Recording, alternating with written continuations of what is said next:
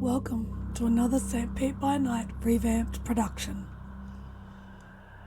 The following is rated for mature audiences and may contain graphic themes that will be distressing to some viewers. As always, we recommend you ensure the safety and well-being of yourself and those around you at all times. Viewer discretion is advised.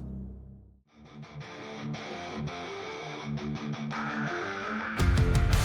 the heart of night, we rise from shadows, howling at the moon, igniting our battles, cleansing Gaia of an endless fight, until our final days we will fight.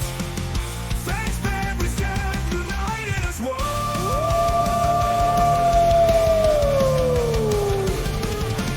Evil spirits lurking with horror and dread.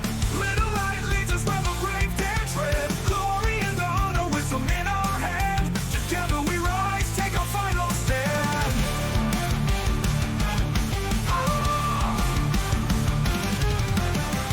Everywhere we run, the wind is at our back. All the warring forces we will track. From the depths of the ocean to the clouds in the sky, vampires tremble as we learn to fight. Rage across Tampa, in this fight we'll stay. Evil spirits lurking with horror and dread.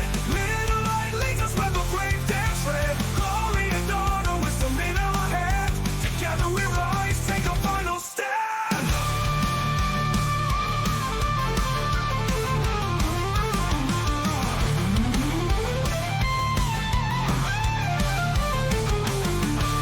Rage across Tampa, in this fight we'll stay.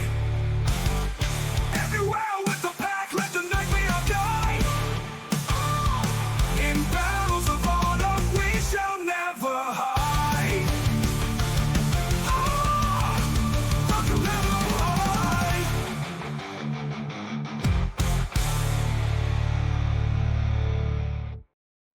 Good evening and welcome back to the St. Pete by Night Entertainment Network, where we play St. Petersburg by Night, a massive multiplayer 5th edition World of Darkness Chronicle set in the city of St. Petersburg, Florida. My name is Kent, also known as Kent on all social media, which still exists. And you can find me there for the time being. So you could go do that, but I'm not really active on social media, so it'd be kind of a waste of your time to go follow me there. But you could. But what you should do is you should go follow St. Pete by Night on all social media, because we are very active there. So you should go follow us there. And while you're at it, you might as well go follow and join our community by joining at the Discord link down below, where you could find yourself getting involved with our amazing community, perhaps participating in some of our incredible one-shots, or finding yourself at one of our tables where you could be in one of our Vampire the Masquerade games, or maybe our Hunter the Reckoning games, or maybe even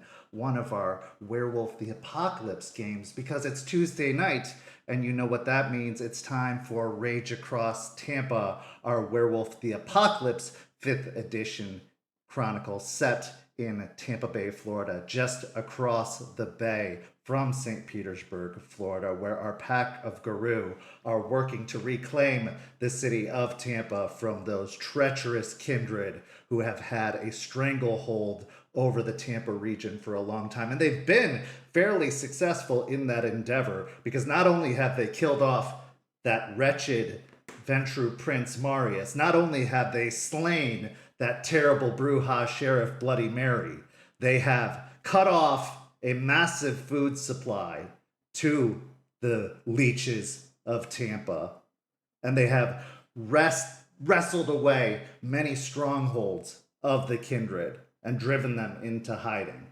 But it hasn't come without a very, very high cost.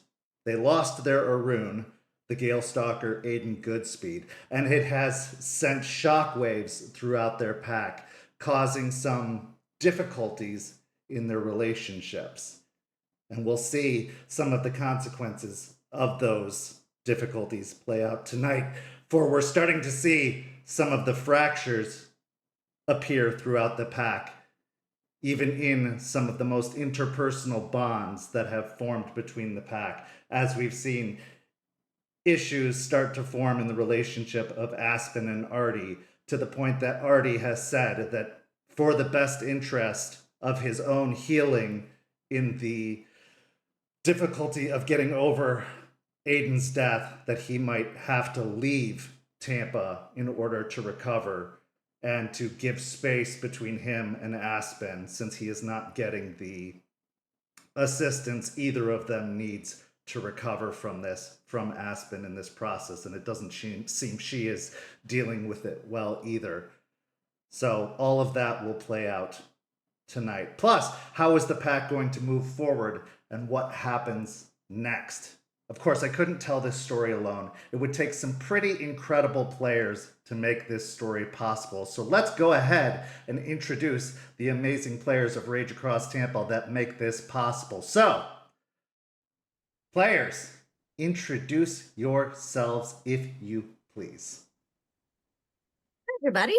I'm Champagne, a nightmare in a Civil War ghost dress, whatever you want to call me, and I will be playing Aspen Wise, Philodox of the Silverfangs. Hi everybody, I'm Nori, and I will be playing Malicious Jester, the Galliard of the Black Furies. Hey everybody, I'm Walks the Web, and I will be playing Lucas Shaw, the Ragabash of the Shadow Lords. Champ, I do declare that was a mighty fine introduction. So, our story begins tonight with a very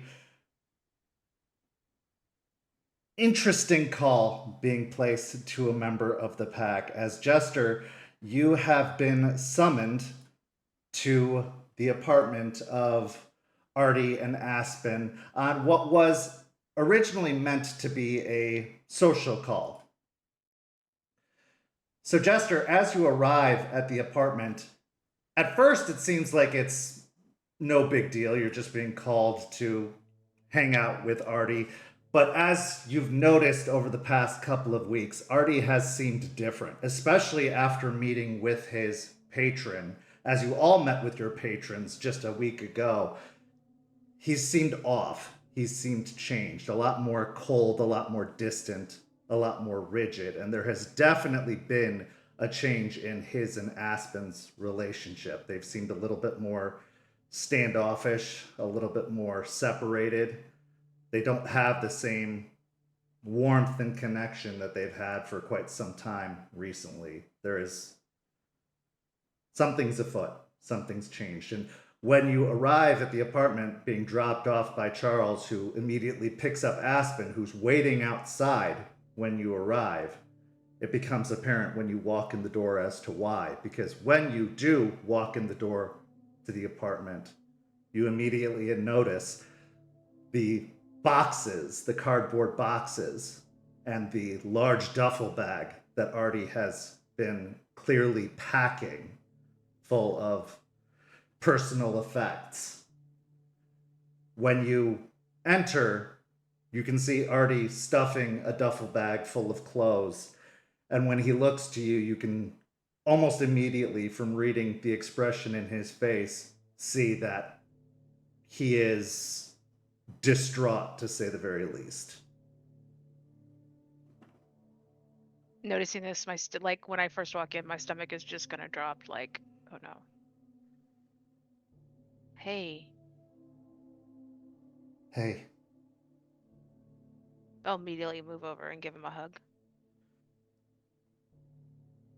he is very stiff at first to your touch, like resistant to the hug, but as soon as you embrace him, he softens and hugs you back. What's going on?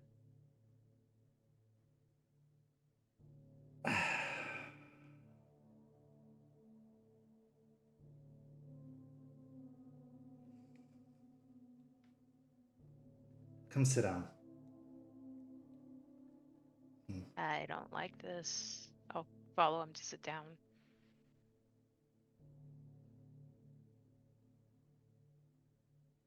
I need to leave town for a little while.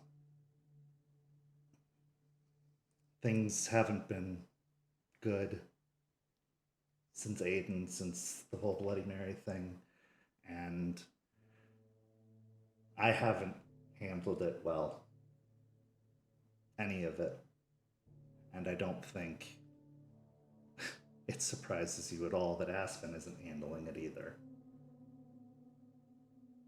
I mean, it doesn't take a genius to recognize that she's clearly avoiding the whole thing. But I can't get through to her. Nothing I've tried has helped. And she's not listening. She's not willing to open up. She's cut me out entirely. And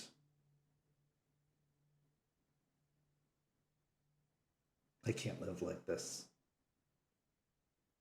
I can't deal with this, and I can't get better in this situation. And I've tried to ask for her help. I've tried to reach out to her, and she told me that we just need to move forward and that I need to deal with it on my own, like I did with my brother. So that's what I'm going to do. You don't have to deal with it on your own. I'm here too. I know. I know. I know I haven't been here a lot lately, but I'm better now. And I could be here for you. You don't have to leave. We could try to get to Aspen together, get through to her.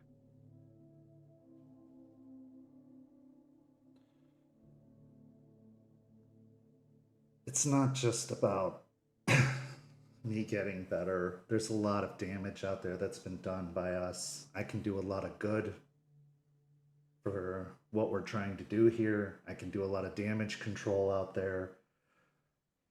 I'm not helping things here right now. And the best thing you can do is be here focusing on them. She's right. I can take care of myself. But you're not supposed to have to anymore. I didn't want to. I wanted her to be here for me. And she's not.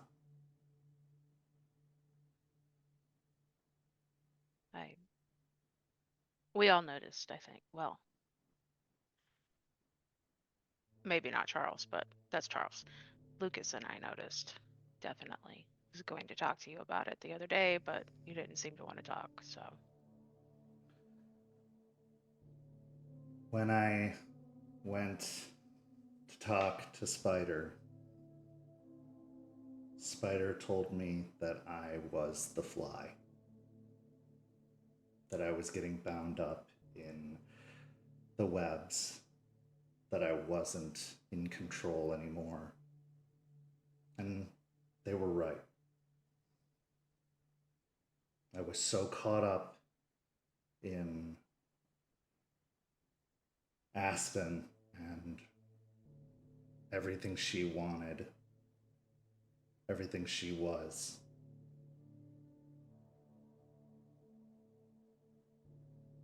That I lost myself. I wasn't ragabashing anymore.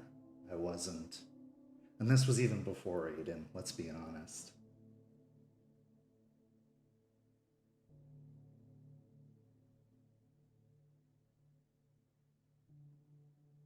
And I didn't mind when it was happy, but the minute things turned sad, the minute a bad thing happened, everything fell apart. I can't help her through this. I can't be what she needs right now because I can't even take care of myself right now. That's how caught up in her I was.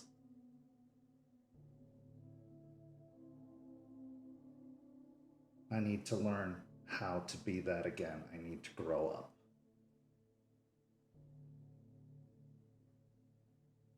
Okay.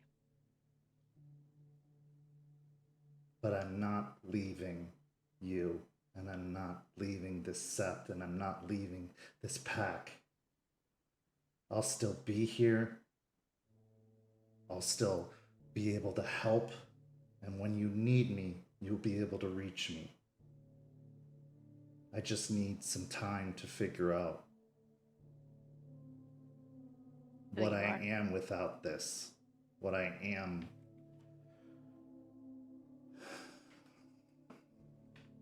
What I'm doing. And she needs to come back.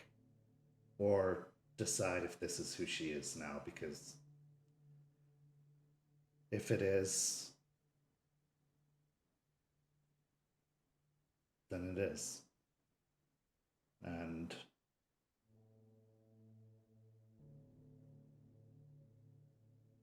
then I need to learn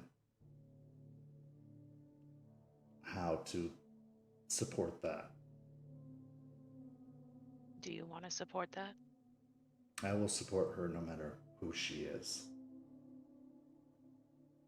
She is my leader, my alpha. But did you want to support who she is now as your girlfriend, your partner?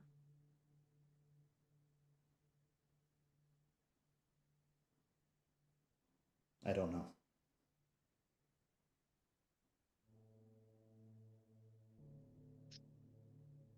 Gorgon said something like this was going on.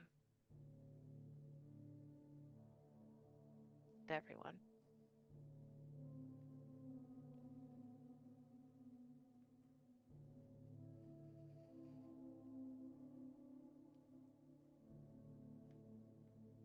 I've set things up. He walks over to her, he points over to the desk and the computer setup, that I can still work things remotely, that I can still do some work from the road, so I can still help from a technological point. Mm-hmm. So if you need me, you can still text me, you can still call me, no matter where I am in the country. I can still help. And I can still be ranted to. You can still write me emails or text me. I'm not leaving you, Jess, and I'm never going to leave you. I just need some time to sort through. I lost a brother, another brother, Jess. No. And I did deal with it once alone, and I will deal with it again. And I know I don't have to. It was never about that. I know you're here for me, but I need you to be here for her. That's what I need from you. Because she didn't have to deal with this alone when she lost someone important before. She had Aiden. She doesn't have Aiden now. And she won't let me help her. Maybe she'll let you if you're persistent enough. I'm not sure how, but I'll try. Break down the wall like Gorgon does, because I can't. Okay.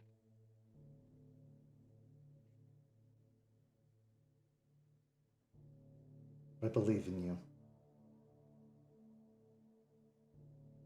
She let me in once. She's shutting me out now, which I never thought she'd do. And even if she never lets me in again, That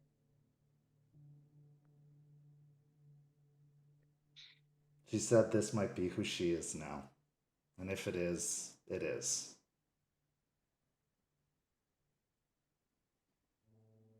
it's dumb. All of this is dumb. But I get it. She's our leader. I know.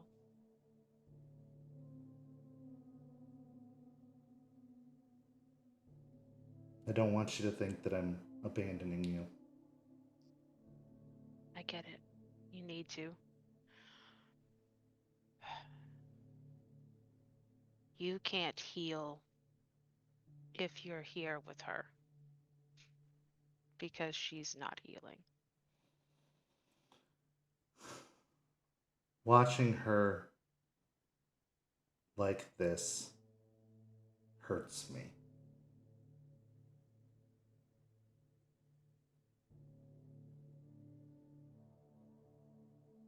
That's how caught up in her I am.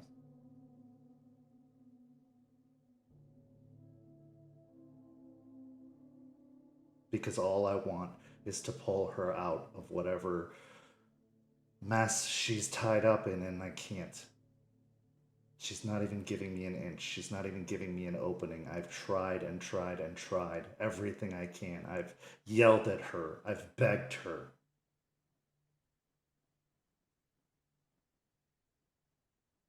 All she does is the work. All she talks about is the work. All she thinks about is the work.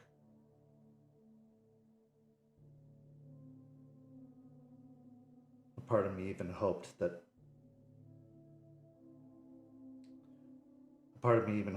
threatening to leave would be enough. It wasn't. So now I just have to.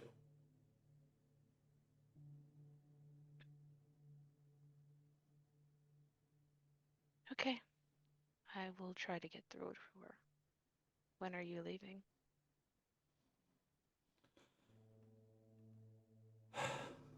Well, I was gonna stop by tomorrow to see Lucas and drop off a few things, and then the next day I'm leaving.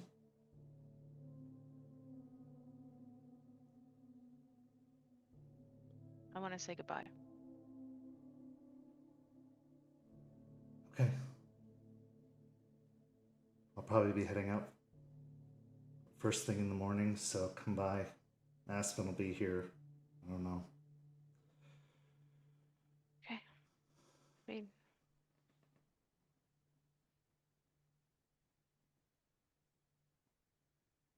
I'm sorry, Jess.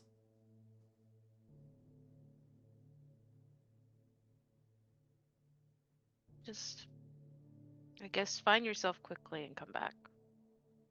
We'll try. I'm heading to You know. Chicago first.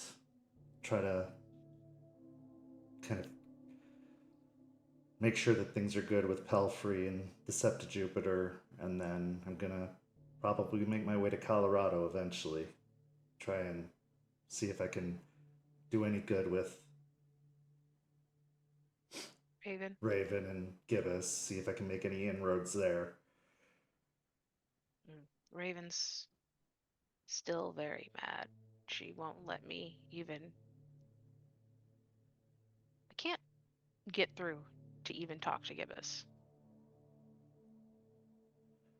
I have a lovable but also punchable face, so, you know, it'll maybe soften something. Yeah, I'm expecting it. It's fine. You know, if you need to talk or rant, I'm also available by email or text or phone. I know. Everything's gonna be okay, and I will be back.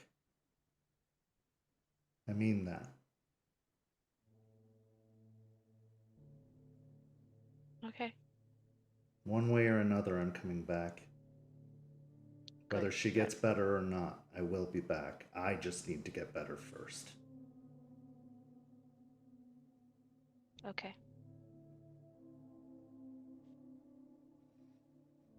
He leans over and wraps his arms around you. Oh. Relax and hug him back tightly. Really thinking like what he was talking about reminds me a lot of the way Leon was acting, caught up. I don't like the parallels of it. Don't be afraid to push her. She needs it. She's not fragile.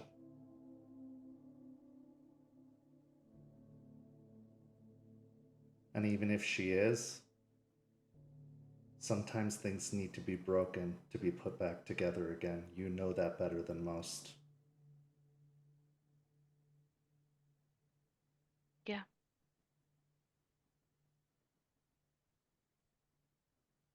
I love you, Jess. I love you too, Artie. I'll be back.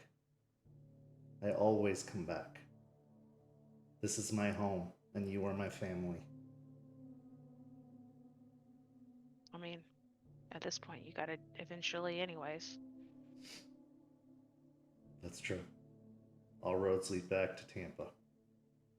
One way or Pretty another. much. Pretty much now, yeah. Here, maybe you can help me pack. Sure. Gets up and leads you over to some boxes, and as he does so, he heads over to a cabinet and opens up one of the cabinets and reaches up and takes a jar down from the top shelf and says, and maybe, as he unscrews the top, we can lighten the mood a little bit. And he reaches in and rustles a little baggie out. And as he does so, we'll transition to the opposite side of this scene and to a very fancy luxury town car as it drives through the downtown area of Tampa. Aspen, you had been waiting outside of the apartment as Artie had requested the space for time to pack and spend time with Jester, and you saw it as an opportunity to do some property scouting with Charles to look for a space to set up the new firm that you and Anna Pelfrey would be opening for your new law firm.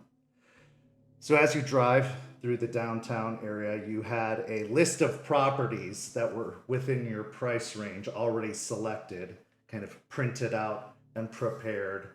So you and Charles have already spent about an hour stopping by various locations or driving through, looking at the buildings, kind of checking out, maybe doing a tour through one of them, already marking down a few after driving by, being like, no, this isn't going to work, or this looked better on Google Earth than it did in person.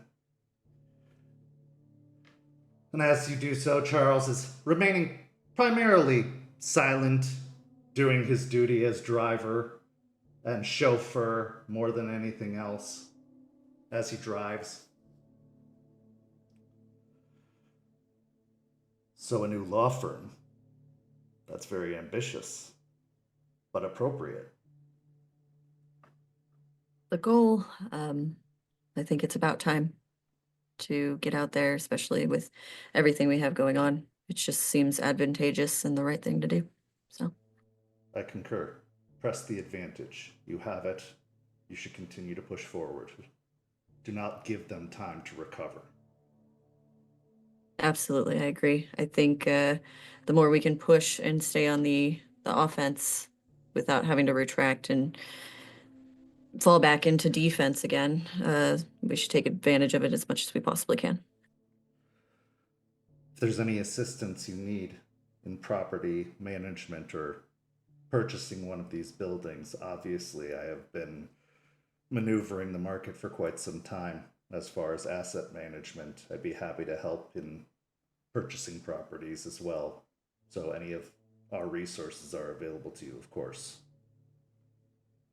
That'd be wonderful. That's actually why I was having you come out and look with me. I think you have an eye for it that maybe I don't.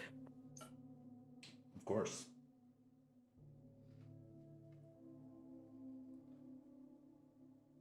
Although I am curious, why me? Well, as I said, you have an eye for these types of things, and I think you would be helpful when it comes to scouting out potentials. I suppose. Usually you take Arthur on these types of expeditions, though I noticed he wasn't with you. Yes, he's busy. He has come up with some ideas of what he wants to pursue. So just letting that aspiration thrive in him. So Understood. He goes back to watching the road as he starts maneuvering towards the next location.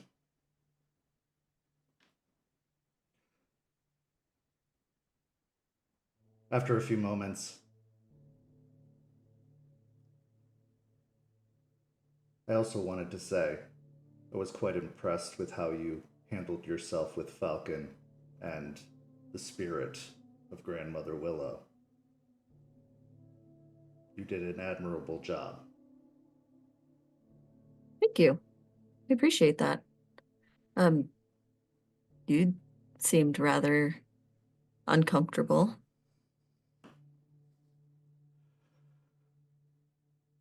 I've never considered myself one with spirits.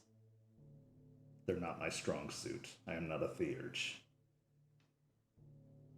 You did seem to almost be on guard, though, more than just uncomfortable. It seemed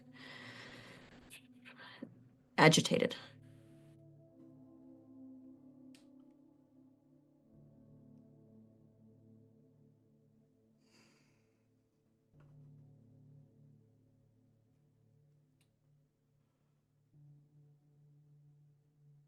The spirits have been, well, our relationship with the spirits lately have been somewhat tense. I think it's understandable that one would be on guard around them.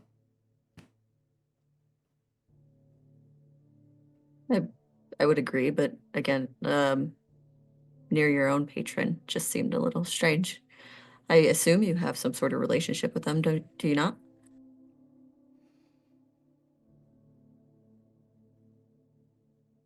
He kind of tight-lipped, stares ahead.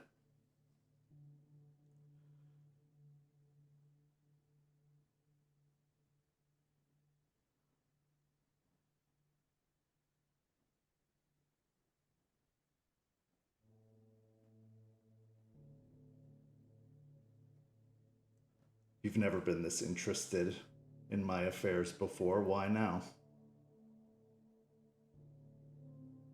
Seemed odd, that's all. I mean, you're a pack member now. Gotta look out for my pack mates, don't I? I suppose so.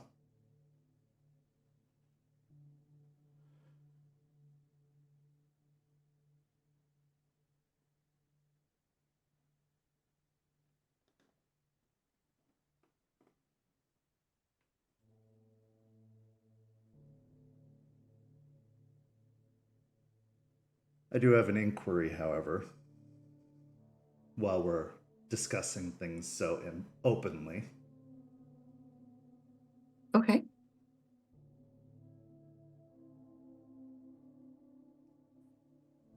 Is there a reason you're avoiding addressing issues relating to the passing of Mr. Goodspeed?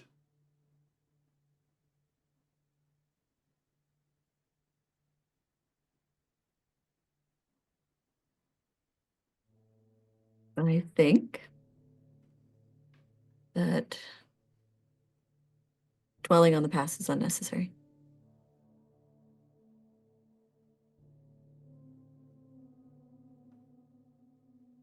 I also believe that we should move forward in our endeavors, and if we all stay stagnant, stuck in a point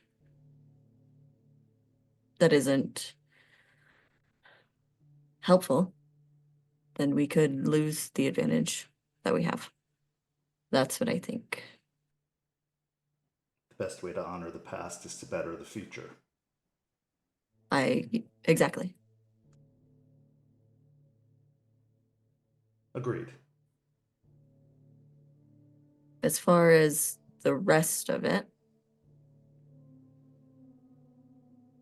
not keen on discussing that. That has never been our relationship. Fair point. Fair point.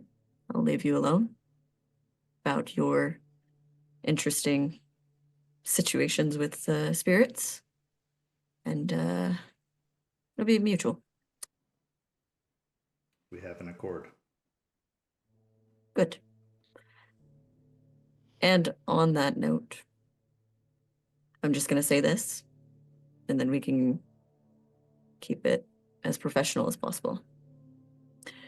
I want to say that I really appreciated what you did at the trial, what you did being a part of this pack, and what you continue to do, and the promises you make. And keeping them is really important. And I don't want it to go unnoticed.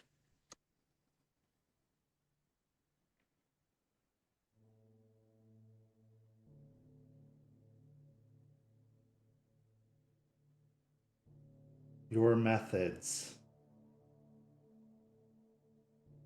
while non-traditional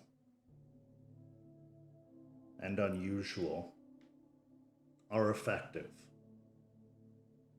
The bonds you've forged with your pack are seemingly unbreakable, and your vision for the future is undeniable. Matthias sees it. I see it more clearly through your eyes. And while I recognize, and I believe you recognize also, that there have been errors in the path of achieving that vision, what is it that they say? You can't make an omelet without breaking a few eggs.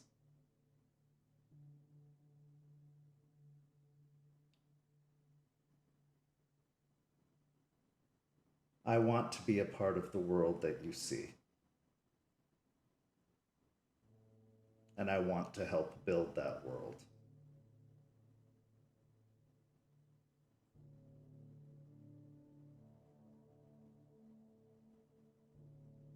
And if I stood aside and saw that world destroyed before it had an opportunity to be built,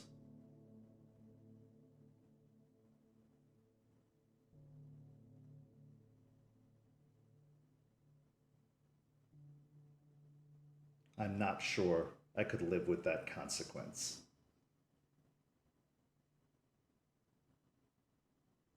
The world that we live in now isn't working. I think we can all acknowledge that, even if we're not willing to do so openly. So perhaps it's time we take risks. Perhaps it's time we try something different. And if we're wrong, then at least we tried.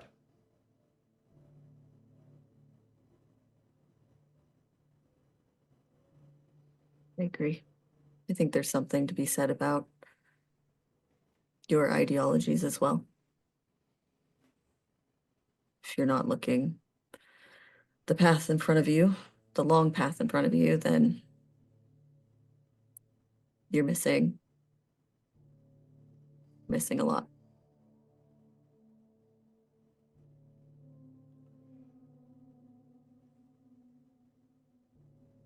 One last bit of advice, if I may. I'll allow it.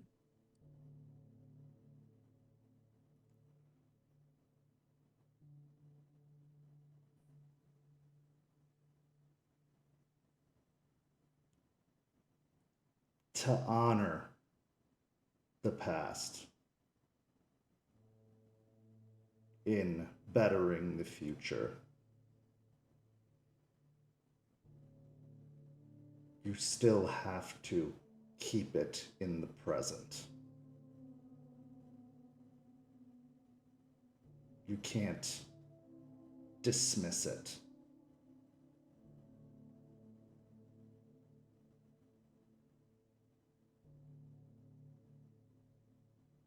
I'll say no more.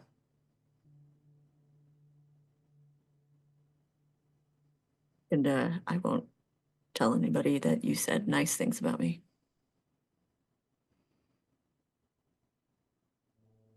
I appreciate that. Keep it secret. Keep it safe. You know all about that, right, Charles?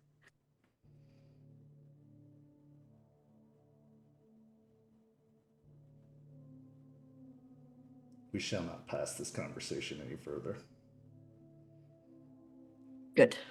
Good. With that, he goes back to staring ahead. But as he does so, you can see that the corner of his lip has curled upward just a little bit. And his eyes continue to stare ahead as he drives on to the next location.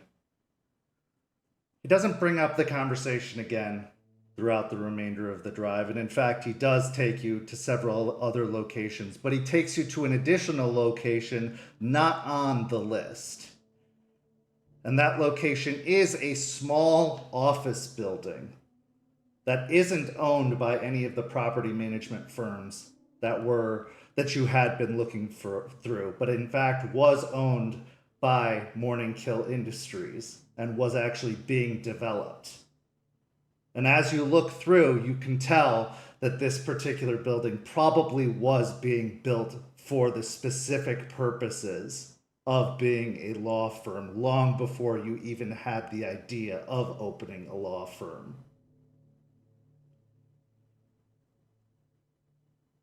And with that in mind, you're pretty sure this is the building you're going to go with. But of course, it would require a conversation with Anna Pelfrey. We now move on to the next day and a conversation between Lucas and Artie. Lucas, Artie had called you the previous day saying that he had some things to drop off to you and wanted to meet. Where would you have told him to meet with you? Probably the parking lot to the park that's right next to Lettuce Lake. Okay. I know he's uncomfortable going all the way in. Besides, if he's gonna drop some stuff off, I don't want it just laying out in the cairn. Okay. So heading out towards the parking lot by Lettuce Lake, as you arrive, you can see the Jeep Regina already waiting for you a little bit before the pre-assigned time that you're supposed to meet. And you can see Artie by the back trunk already has the trunk popped open and has a few boxes. But as you get closer, you can see that there's already more boxes packed in the back of the trunk of Regina, more than you even expected there to be, which is a little curious and a little bit more suspicious than usual. You know how Regina is usually packed, and this is more packed than usual.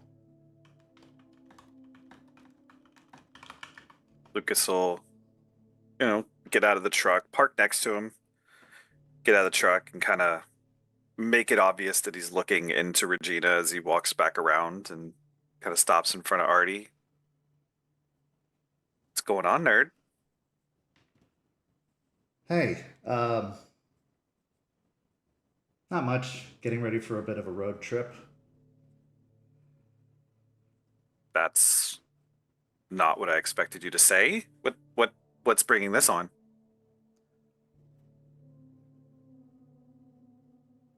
I guess you can call me emissary.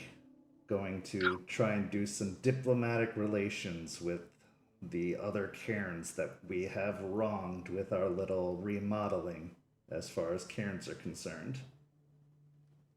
That's prestigious. I guess. Not to rain on your parade, but I figured that would maybe be a better job for Jester? What would you guys do without a galliard around here? We got an excess of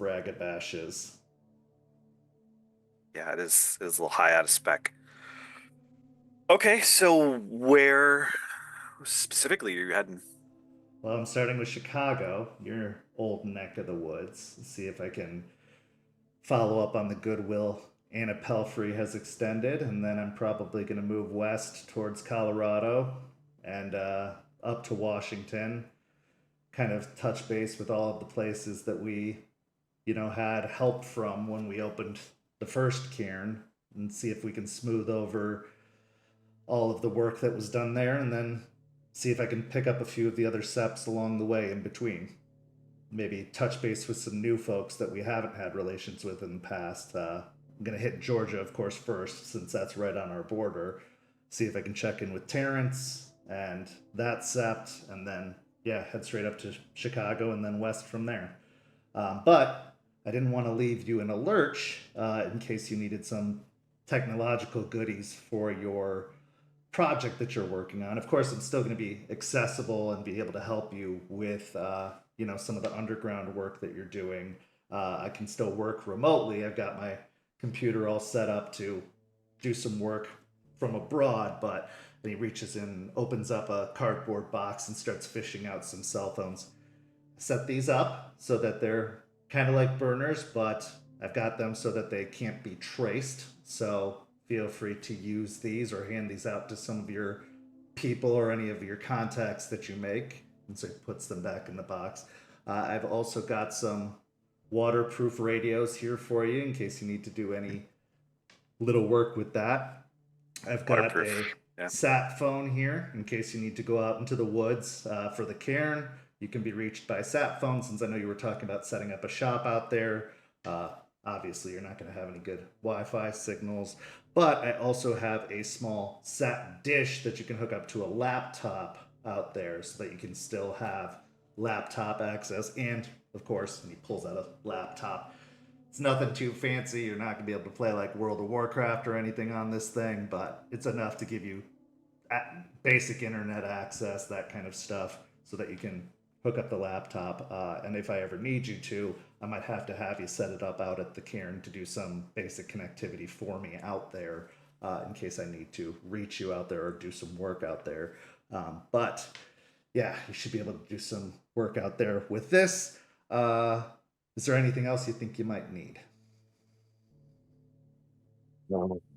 Man, that's a lot of stuff, man. I really appreciate that. I don't know off the top of my head, and anything that is coming to mind is not anything I would expect you to get your hands on. It's more the my side of the house on getting Fair. things, but that's neither here nor there. I can handle that. Well, if there is anything you need, I can always try and order it too and have it shipped out here. Uh, Parts, that kind of stuff. I also have some contacts of my own in the area as well that can put some stuff together. People who have built stuff for me in the past, as far as computers and tech stuff. Uh, Okay. they can put some basic rudimentary stuff together, or they can put pieces together that you can assemble as well, with some basic instructions, so that they don't know what they're building. They just know the components that they're building, and then you put it together to be what you need. And I can give you the instructions on how to build it, so that even a dummy could do it. So yeah. And it is a crying shame that you ended up a glasswalker, man. Yeah, it's kind of always worked out that way. I've been a city boy my whole life, and this is going to be unusual, getting on the road and traversing America. But it's, I guess, something everybody should do at least once in their life. Yeah, I've been on those roads. How much do you know about those roads in the Midwest? Never left Florida, to be honest. I mean, I did a couple of moots, throughout the South, but nothing that far north. The closer you get to the Chicago area and Milwaukee, Gary, that area, that place is not what you think it's going to be. They call them the Goblin Roads, Hmm. and weird shit happens there. Okay. I don't know what it is about that place. It's just that area in between the cities that the leeches run, it's everything gets pushed out of those cities and ends up in between. And those cities are so close to each other, it gets pretty dense around that area. So just be careful out there. You want to take a couple of the guys from the club with you? I'm trying to travel as low attention as possible. Just keep my head down and go as undiscovered as much as possible, so I don't want to draw any attention. And I know that gang has a rather mixed reputation across the country, so don't want to draw any eyes if I don't have to. I think I'll be okay. All right. Well, if I need to, as soon as I touch base with Chicago, I'll see if they could have any advice. Yeah, like I said, man, just those roads are weird. You're gonna see some weird stuff. You're gonna hear some weird stuff. Just stay on the path, I guess is the best way I can put it, and just don't agree to anything with anyone there. Anyway. Advice. Okay, yeah, I mean, you probably wouldn't have a lot of room in the RV considering the amount of boxes you have in there. It almost seems like you might be moving instead of traveling. I'm not. It's just preparing for a few months. It's going to be a bit. It's going to be a hike. But no, I'm not. I'm coming back. Obviously, one way or another, I'm coming back now with this whole sold my soul to a Caern. But yeah, I'm just going away for a bit. This was a lot over these past couple of months, and I need some time to clear my head as well. And so I'm just making sure that I have everything I need, and I've always over prepared. It's the Boy Scout, not a Boy Scout in me. Speaking of Boy Scouts, speaking of over prepared, and Lucas will go over to his truck and dig around in the back, and he'll take out his old tomahawk, and he'll pull out the sheath for it, slide it into the sheath, button it up, and hand it out to him. It is both a weapon and a tool, depending on what you're doing. And you always need a good hatchet. And this one, I used it for a while. It's part of the training. We initially trained with 2 weapons. I'm shifting that paradigm. So I don't really need it anymore, but I figure you could probably get some use out of it. So practice with it. Well, thanks. It's going to be a new experience, to say the very least. But it's exciting. The road's fun. The road's quiet. The road's gives you a lot of time to do just what you said, think. And just, don't go chasing those black dogs, and you'll be just fine. Well, I think that Aiden would like it, and it'll kind of bring me some peace thinking of him doing it. He liked to run, so yeah. Well, I'm going to be visiting his family while I'm out too, so it'll be nice. Good. Yeah. Hey, can I ask a favor? While all of this, while I'm gone. Yeah, sure. Can you keep an eye on Aspen for me? She's Lucas will kind of. She's.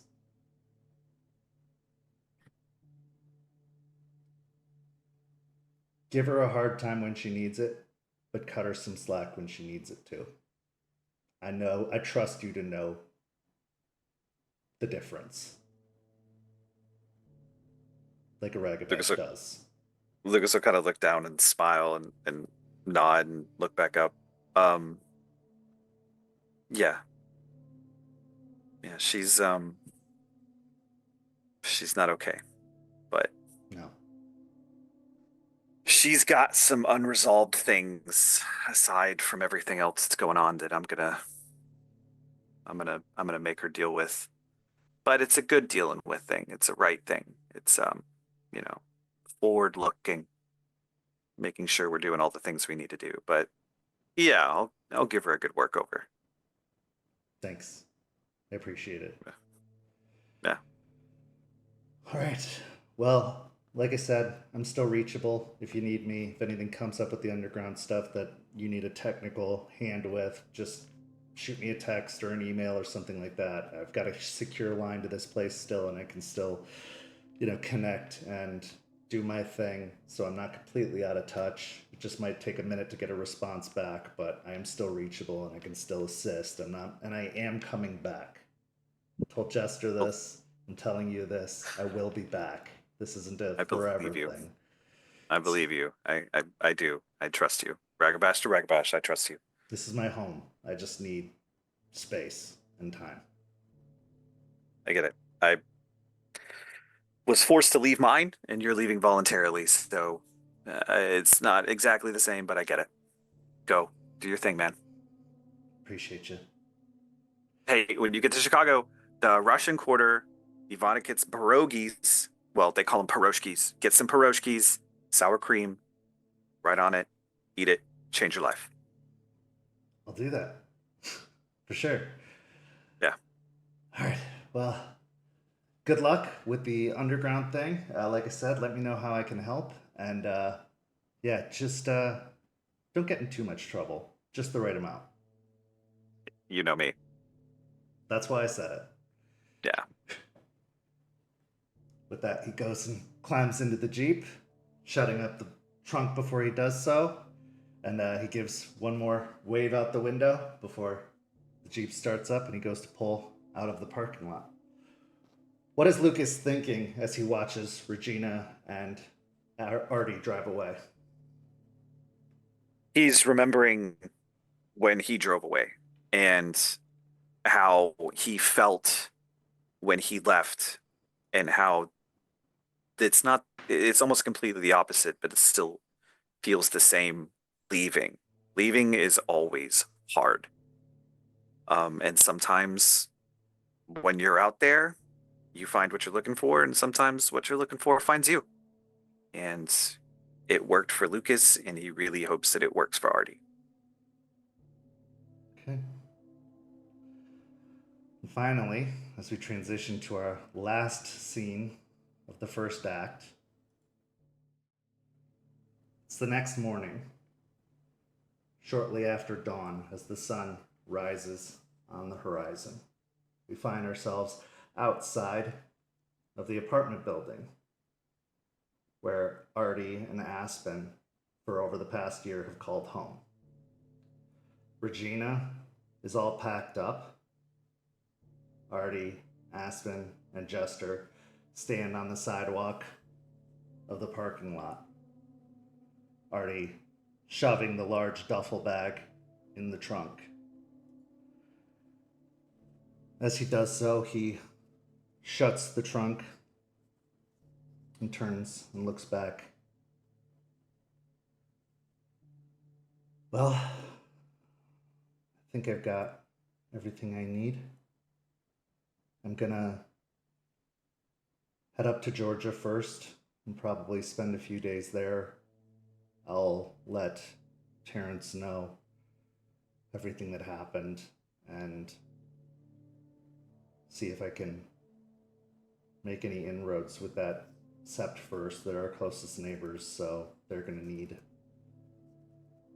updates on everything and see if I can make good relations with them before I move on to Chicago. And then I'll head west.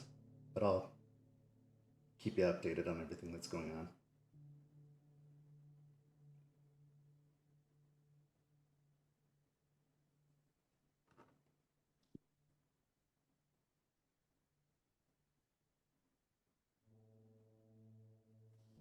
Look between Artie and Aspen. Um, it's good. Do you have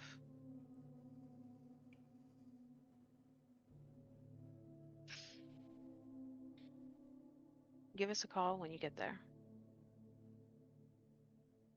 Oh well, I should be there by early afternoon. It's only about 6 hours till I get to the Sept, give or take.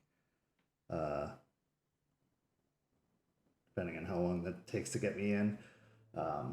but I've visited there before. They know me, so it shouldn't be too big of a deal, as long as they don't have any issues. He looks towards Aspen.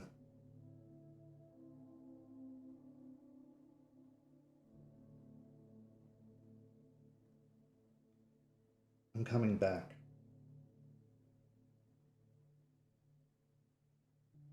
I just need time. Are you sure? Positive.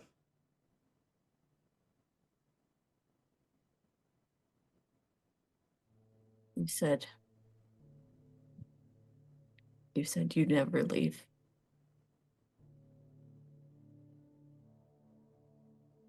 I didn't think I'd ever have to.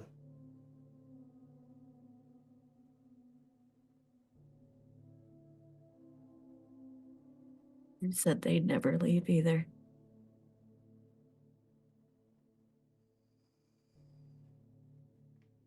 I guess that's always just been a lie.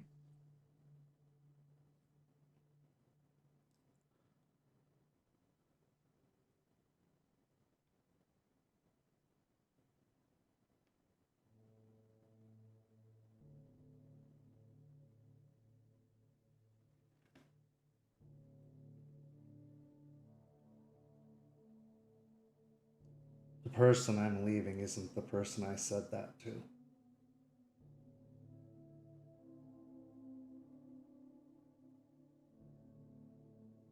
But the person I'm coming back to hopefully is.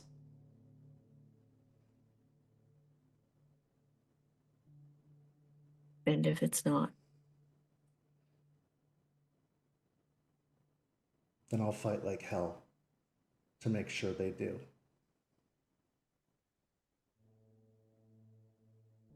I just need to make sure I'm able to fight, and right now I'm not.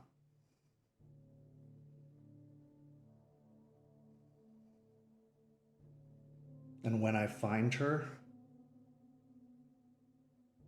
she'll know that I never broke that promise. And they never did either.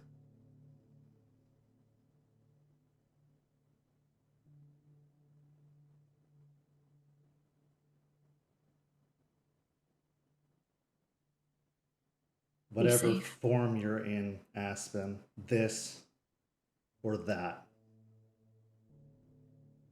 I will always love you with my entire heart, and I will always follow you and serve you. But I'm broken. And so are you. The only difference is I can see it.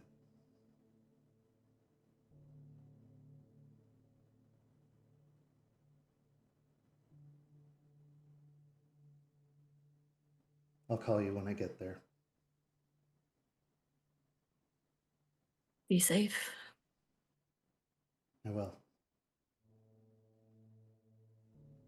She'll walk over to Regina and she'll just kind of like pat it on the hood. I know I don't have to tell you this because you've been doing it far longer than I've known either of you, but take care of him, please.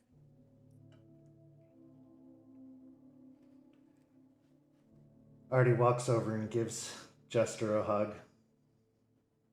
I'll give him a tight hug. I'm coming back. I promise. I know.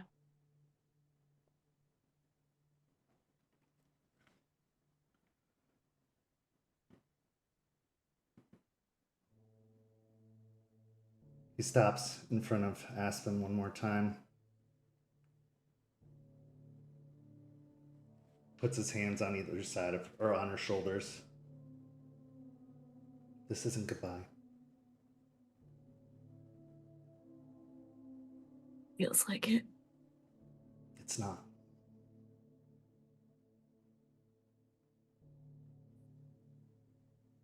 He leans in and gives her a kiss on the forehead,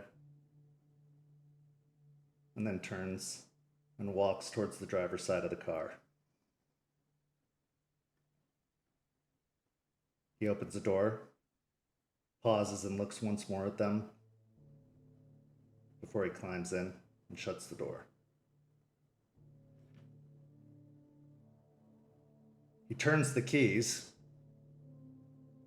You hear Regina sputter, resisting starting, but then after some insistence, start. And after a moment, the Jeep pulls forward and rolls out of the parking lot, leaving the two of you standing in the parking lot.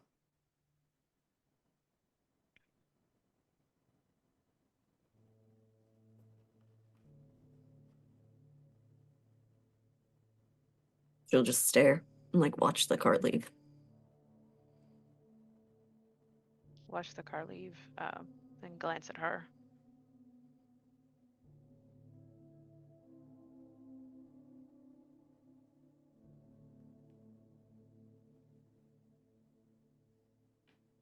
Why did you cut him out?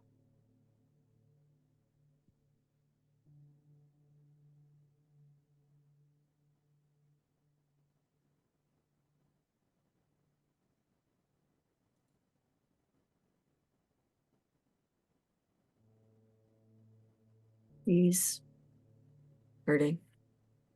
And this is what he needed, I guess. I think he needed you, but you cut him out.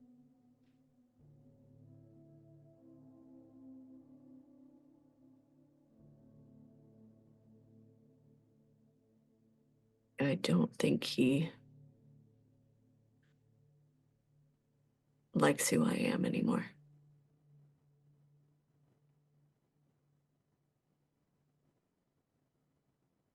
And you're okay with who you are now?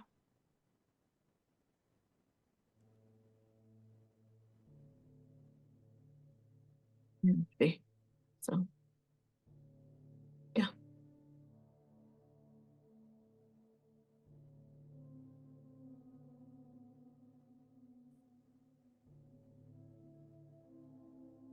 I'll look over at her again. Notice she's crying. Sigh and just put an arm around her shoulder. Okay. She'll grab her hand and squeeze, just like lightly. I'm okay. We'll get through this. We'll figure out a way. Tell me what you need me to do.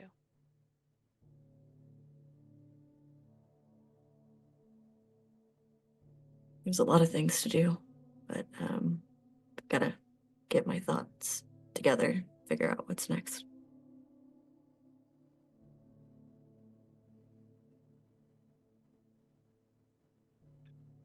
And with that, we go to break.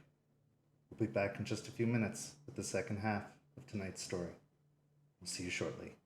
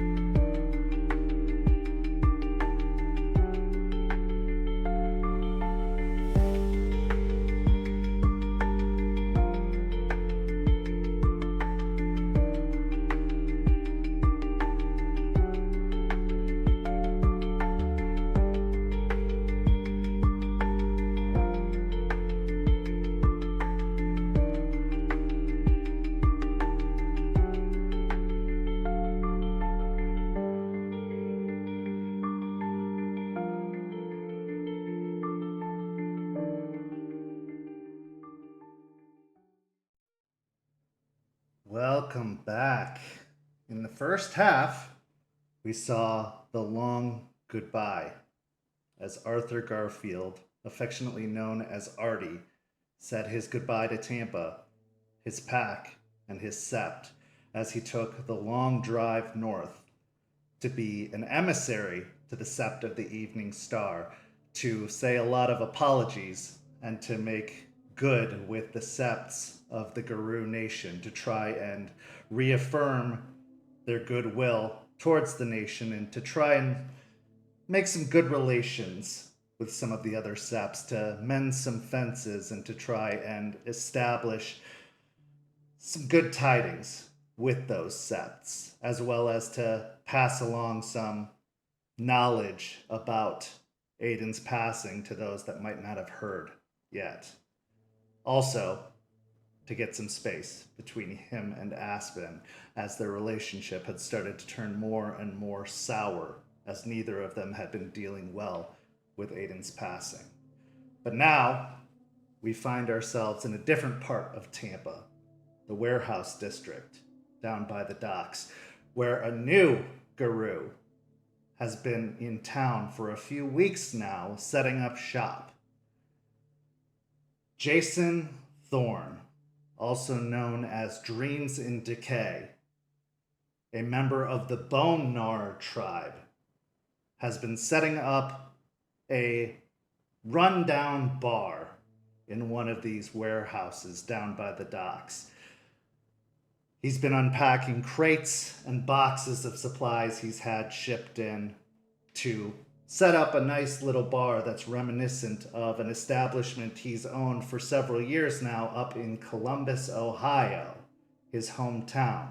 Except he had to say a goodbye of his own to Columbus, Ohio, because he was given a mission from the spirits, one spirit in particular, that took him down to Tampa.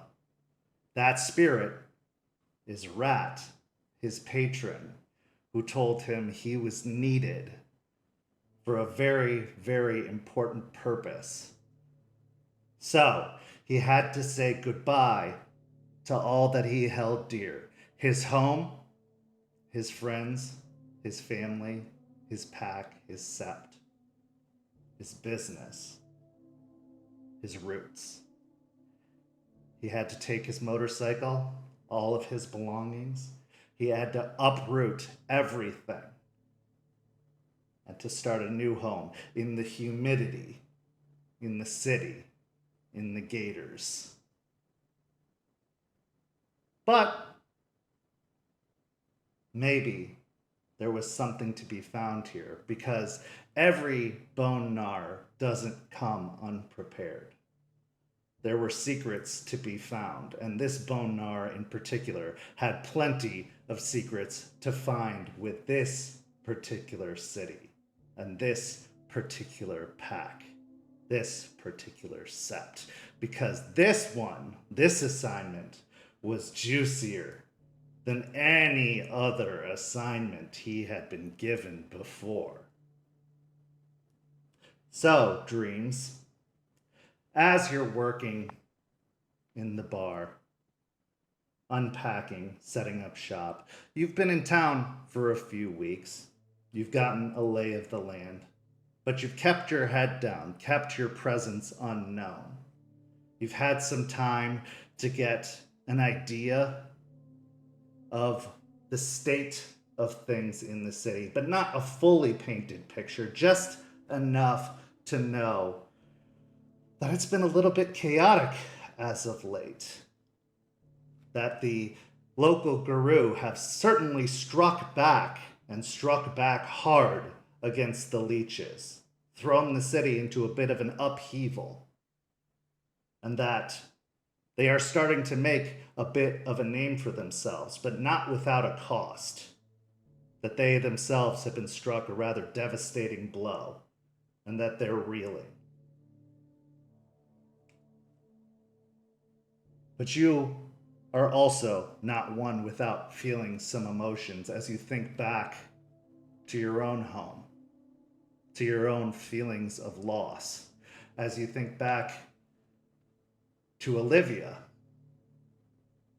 your sister, who you had to say goodbye to, who is still up in Columbus.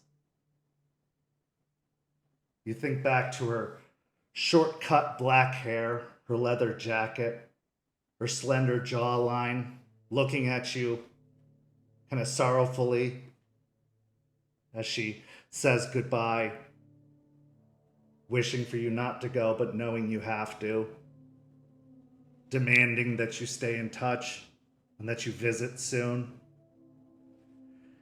As you think to Fire Tongue, throwing quips and japes your way, calling you an ass.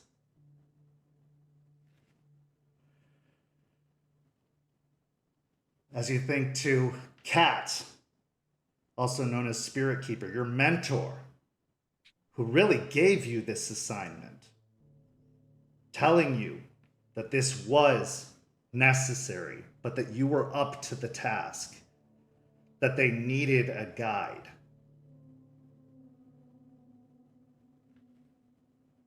What's going through your mind, knowing that you've been in the shadows long enough, and that the time for you to make your grand entrance, your debut, is nearing?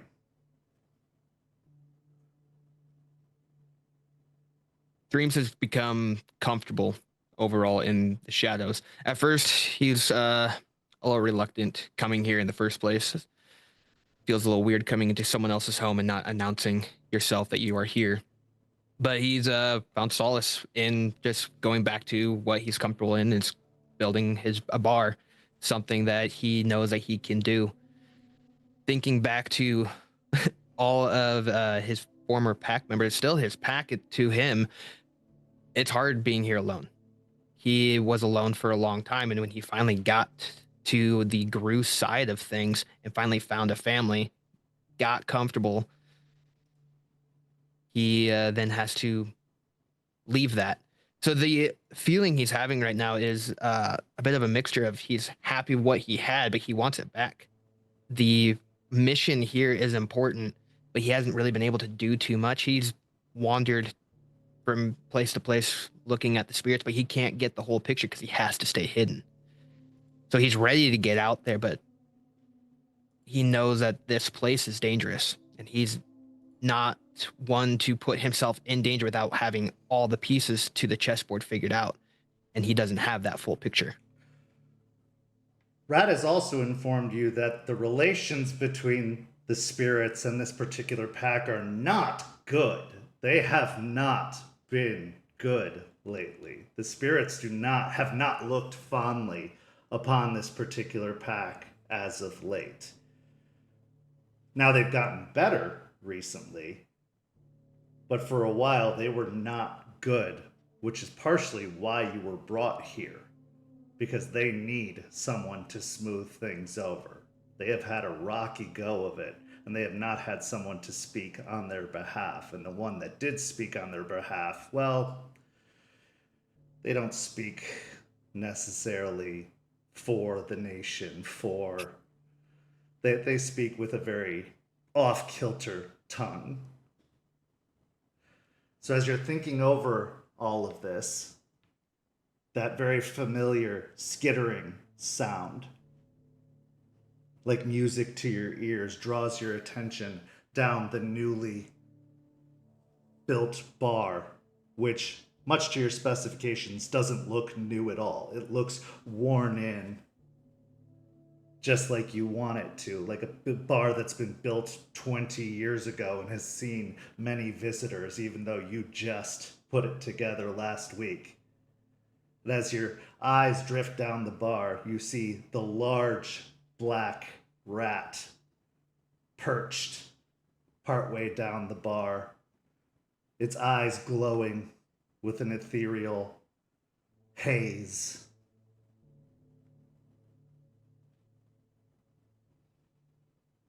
Can I get you It's something? fine. Like now? Almost. But I can wait for a drink first. Okay. Yeah. What would you like? I got, well, not a lot right now. I still got to unpack it, but I can whip you up something pretty quick. What's the most bottom shelf thing you have? I got the piss stone still. You want some of that? Yeah. All right. We'll go to the crate that's not cold. Hold him in nice, warm keystone. Kind of open it, slide it down to the bar to him. There you go. Catches the bottle, starts gnawing on the cap until it bends and pops off.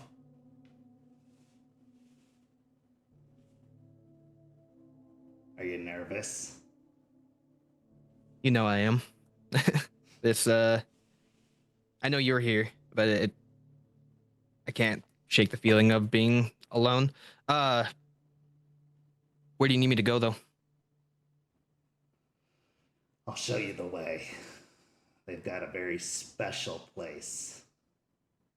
You're gonna feel it long before you arrive. It's unlike any place you've ever been. You know that special feeling you get when you get near to a cairn, right? Yeah. Imagine that on acid. Look forward to that. All right. They're pretty far. From here, it's, well, about a day's run for one of mine. But for you, probably an hour away by one of your cars. Okay. It's not too bad. Have you checked in on them back home? I never stop checking. Dreams, you know better. You're right. I apologize. Are you ever gonna stop worrying? Probably not. What do you want to know? Well, first, how's my baby? How's the nest? Shitty as ever. Good. I swear to God, if Stonewall starts repairing the shit that I did, I'm gonna be pissed. I know he does construction and all that, but leave it alone. It's working. I'll make sure not to tell you. That'll work. Yeah, keep your secrets. I understand. Denton doing okay? Yes. Yes to all your questions. Yes. All right. Fair enough. All right. Well, finish that, and then do you want to ride? No, I'll meet you there. I don't care for your tricycle. It has two, whatever. Just tell me the way, and we'll head out, and we'll see how this goes. Hopefully, they don't just lash out, and You don't have any other questions first? You're not gonna try and get any kind of further information than I've already given you? No, nothing else? I thought I taught you better than that. I'm eager. Clearly. Well, what am I walking into? You said this place is special, and right now the whole thing with the spirits, am I the spirits to them? Are they doing better? It seems like there's been a slight shift, but how pissed is everyone still at these guys? They made good with their patrons, which is good. Things have eased. The general vibe is still a little rough. You make good with the patrons, sure, fine, that'll get some hostilities lowered, but there are still some locals that don't take too kindly to what they did, so you're gonna have some work to do there. Has anyone tried making progress with any of the local spirits? Yeah, the Galliard, she's leaving some breadcrumbs for us rats. We like that. She's being awful kind. Good. Okay. What can you tell me about the pack in general, the current state? Morale is shit. They're all feeling down in their dumps and up in their feelings for one reason or another. Not a bad place to be in the dumps. I don't see what the problem is. And they're more of the clean type. They don't like the dumps so much, which is why you're here, to teach them that the dumps aren't so bad. That's right. There's a lot of unspoken truths going around that place. Things that are going unsaid. Some that need to be said, others that should remain unsaid. It's up to you to determine which is which. Okay. I know that you wanted me to come here and dig up truths. Is there anyone that I should start with?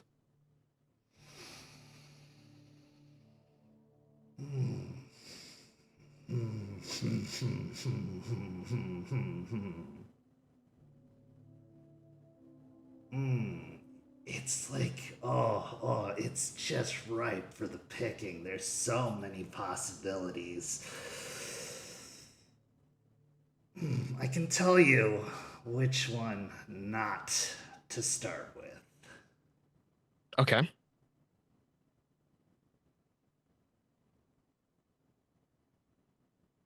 The Joker's been drained dry as of late. That one, all of the moisture's been squeezed out of that one. She's cried all her tears out. That'd be a Okay. waste of time at this juncture. Plus, she owes me. I don't need her being wrung out anymore. Need her to, get some of her strength back before I'm gonna take anything else from her. No, that's fair. Okay. So leave that one alone. But all the other ones, fair Fair game. game, my friend. Go wild. All right. I look forward to it. All right. But they're gonna be awful touchy. They're gonna be bristly. So step lightly on your first few days. Ease my way in. Yeah, don't go making enemies right away. They're gonna be bitey. And you know us rats, we have a tendency to make a bad first impression. Yeah, well, when we get the smell, it's hard not to follow it. Yeah.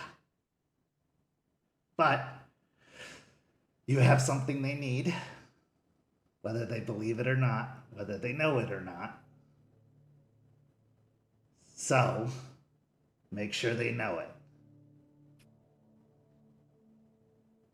They don't sound like they're a bunch of idiots. I'm sure that they're at least aware of the situation from what it sounds you'd like. Be surprised. That bad, huh? Yeah. They did blow up a Caern. Yeah, So- that's a topic for conversation. That's probably not my first day, but Not your first day, no, save that one. They've heard enough about that recently. I think that they're probably getting sick of hearing about it. okay. Do they have any additional pull anywhere? Like, I know this place was abandoned, but is there anyone outside looking in, or is this just kind of like no man's land? They got a connection.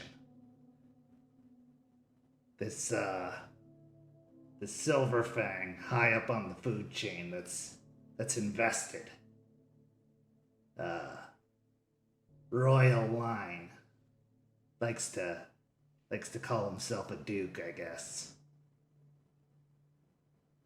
Or could be considered such. He's trying to build a new kingdom, I guess. He's got some pull. Trying to make a new nation. Investing in the future. Trying to round up more to their cause. So you might see him coming around from time to time, but last I saw he was up north trying to rally the troops for some reinforcements down here. More suits. Cool. We'll see what he can get. It's kind of the bottom of the barrel up there. Just what I like him. Well, yeah, I was gonna say, like, you picked me, so there's lower than you, believe me. I don't know if I should be insulted by that or not. Oh, no. You're gonna love him. Okay. All right. Well, it's not like Silverfangs haven't reached out to us in the past to do the dirty work for them. We don't get any of the recognition, but that's fine. Of course not. We don't need the recognition. Nope. Well, I'd rather just do it, get it done, move on. And then they usually owe us in the end, so that's fine by me. Precisely. So yes, Rat. Well, I'm curious. I know that they've taken a large hit with their rune. Do they have any more big hitters, or are they out? Oh, that's not me. They got a replacement. They got a substitution. See that Arun made a deal before they met their ultimate demise, and they got a switch hitter in, a designated hitter, I suppose. That one, what he lacks in personality, he makes up for in claws. So careful with that one. He's not the joking type. So the Joker is out of jokes. The Arun not joking. No. Is anyone there gonna have a sense of humor? Oh yeah. There's one that I think will have a good sense of humor. The the shithead. Okay. The shithead will have jokes. He's funny. He's also gonna have the most secrets, though. Ooh, that might be my first quarry right there. Mm-hmm. Okay. What can you tell me about the boss? What are they like? Oh, Aspen.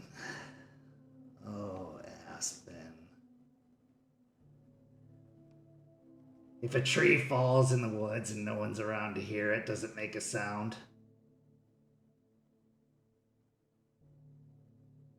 The philosophical anomaly, really. I'd say yes.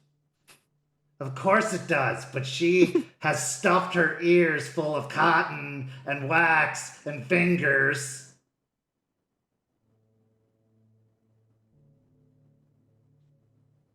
So she's not going to listen to reason. Got it. Okay. She's not listening to herself. She'll listen to reason, but only reason right now. You get my drift? Yeah. All right. I think I got the overall picture of what's going on. No nonsense leader currently. Got a shithead full of secrets. A joker that can't joke. A guy that can fight but won't do a whole lot, and then someone who talks spirits but doesn't speak for the nation. Did I miss someone? No, I think you got the full picture. Okay. All right. Ready? Anything? Yeah. You know what? Let's do it. Lead the way. I'll follow. Wonderful. Let me close up. And as you turn around to start closing things up, you look back and there's no rat on the bar. Every time. Begin packing everything up, taking a steadying breath to ready yourself. And as your mind drifts back, thinking to all of those goodbyes, you prepare yourself for the hellos you're about to make. As we transition to our next scene. We find ourselves at the Cairn, where the pack has gathered together to meet once more, to gather and discuss what happened with the meetings with the patrons, to talk about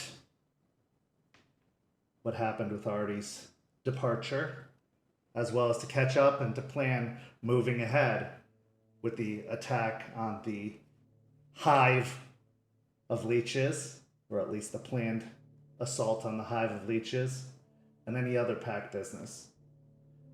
So, the scene is yours.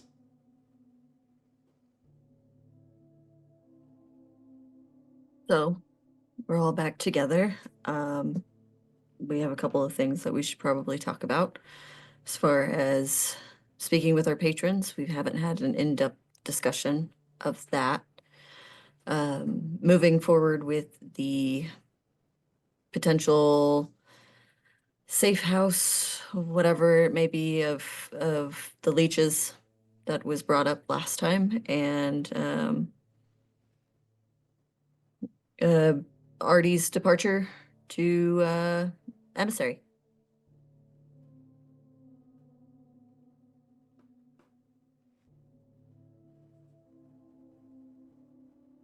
Charles speaks up. I think it's good that we are reaching out to other septs. I think it's important that we make those connections and start fostering goodwill, and I think it'll be good to know what's going on in other areas. We can possibly start gathering reinforcements to secure the area. I think it's a good move and a step forward, and I think Arthur is more than capable of handling the matter. A good assessment. I have continued to scout out the area surrounding that particular safe house of theirs. I think that over the next couple of weeks, I would like assistance from Lucas and Jester to perhaps hit a couple more of their outings, perhaps even capture one of their leeches to interrogate and see if we can find out what they have going on in that particular safe house before we make an assault on it, so that we don't walk in completely blind.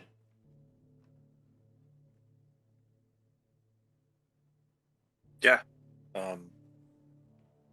Give me an address. Let me know. Have you been able to figure out how many are there? From my early assessment, I counted at least 9 leeches.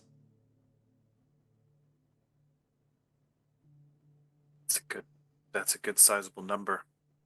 All in one place. That's odd.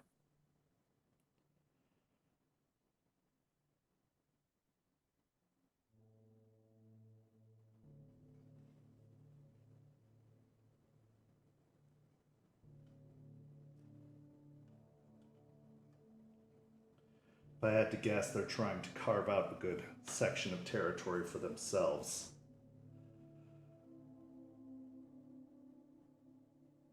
Right. We have them on their heels. I'm sure they're regrouping and trying to find places where they can get a foothold again, which is why we need to keep an eye out, make sure that those footholds are not going to stick.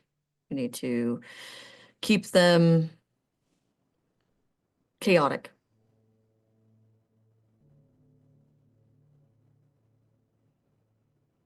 Scattered.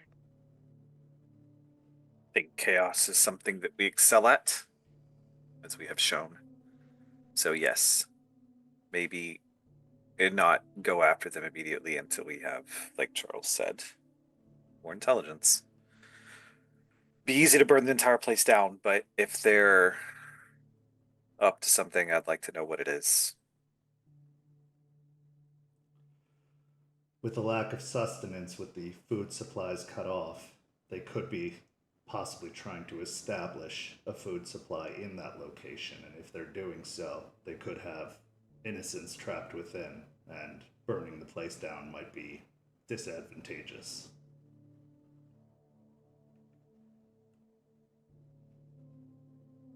Yeah, we got to do better by the neighborhoods. We got to start doing that. So Fine. There may be one or two that could exist ethically. That's theoretically possible, but if there's a large amount of them together, there's no way that that's a possibility. They're doing something. Agreed. So,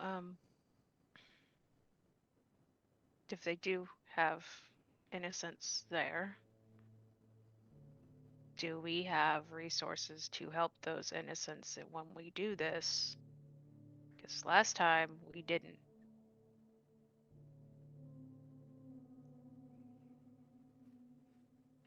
I believe we could possibly have an opportunity to take them to where you and I went, Jester. When we got the holy water, I think they'd be able to help them better than us. They also seem to have like a particular idea, at least some of them, of if the innocents have gone through something that they would have a unique way of helping them, I would assume. It's a decent option. I'm open to other suggestions, but that was off the top of my head. It's a good call. As long as when we get them out of there, they think something other than they were being held captive by bloodsuckers and rescued by werewolves, because then we risk radicalizing them instead of rescuing them.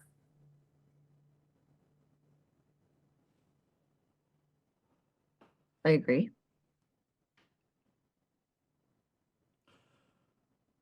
There is always the possibility, too, of using more discreet methods if we were to assume, and this is a really rough assumption, that because of the chaos that was caused by the dissolution of power with Bloody Mary's fall, the authorities may no longer be as under the control of the leeches as they were before. We could use mortal authorities to break up whatever control they have of that location, perhaps call in a police raid on that building and see how the response is. And if there is no response, for example, the police raid, and then they are turned away easily, then we know that there is some sort of coercion happening still. It could be a good opportunity to test the control they have over those forces still.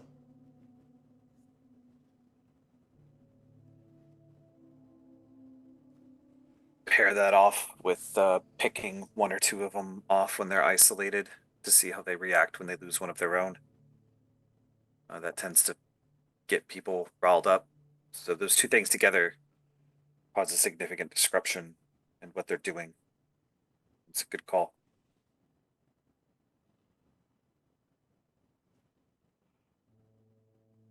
I say it's just learning what you can, so we have a better idea of how to rectify the whole situation as a whole. So I do like the idea that Charles has of calling in, being around, watching what happens. That way we have some information. If we do need to, well, with your underground, you know what kind of chokehold there is on the authorities if you're still moving in that space. See what I can dig up. Eliza speaks up and says, "It is also possible, now that we are making better inroads with the spirits, to petition said spirits to try and get better eyes on the situation inside of the building. Find out if there is any more information to be garnered about the location. Perhaps there are no innocents to be found within, and the whole situation could be avoided entirely."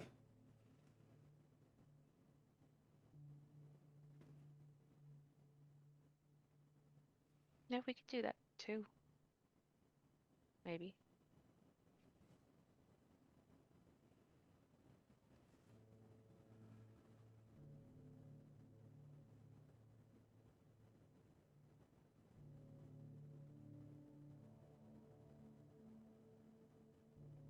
Jester, I'd like to hear any suggestions you have.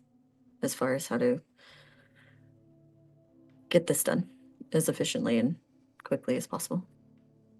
I mean, I do like the idea of testing out to see if they still have connections.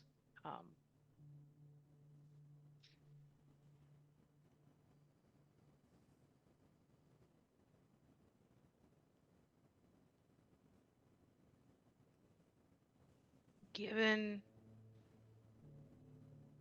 who that church belongs to, Lucas has a point about the radicalization part, and they didn't seem very caring that to them we were still monsters. So that could be an issue. And yeah, this may be moot because they may not have anybody, but I mean, they need to eat, so kind of figures they'll most likely have someone.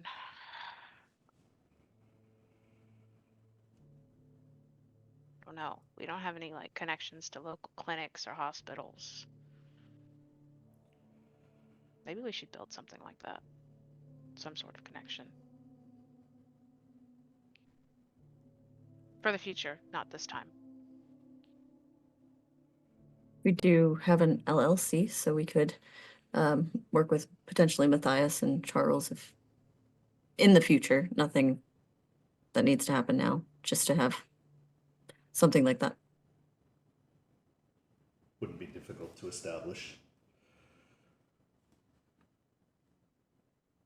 It's quite likely, too, we are dealing with a rather disorganized group that have just banded together for a simple purpose. Yes, there are many of them, but they are likely not high on the ladder of authority. They are likely messy and banded together simply for the purposes of numbers and strength. I doubt they are organized enough to have any kind of established means of food. They probably have just found a shelter to weather out the days and are going out to hunt at night. I mean, we could, like you said, grab one, or we could try to follow them for a few days, or some of them. Keep an eye on it. See what happens. See what they do. Agreed. I can manage that. Well, good. We can move through that space and get that done. Did want to talk about what we all dealt with when it came to our patrons, how we're working on the spirits and how we're rectifying that, and what each experience was. We can start with Lucas. Everybody's so curious to know what I have to say. Yeah. It was more or less not entirely directed at what is going on with us, and more directed directly towards me and the lack of communication that me and Thunder have had. Some things that came out of it is I did ask him about Hurricane. I said that there is a number of members of our pack who feel that deal did not go the way it should have gone. And while Thunder, like any other spirit, I imagine, was dodgy, he was also pragmatic. He said that that was our deal to make, and if we didn't fully understand it, then that's our fault. So he said he would, I guess the best way to put it, look at it on his end. I don't know how that works, but that's what they do amongst themselves. Fine. But he did say that we need to continue to consider the things that we don't consider. And that is my job, to make sure you understand how badly something can go. I think that's a fair assessment. So I will continue to do that, and that's really all I have on that. Oh, good. At least the relationship between the two of you is starting, so that's something for us. Jester, how did yours go?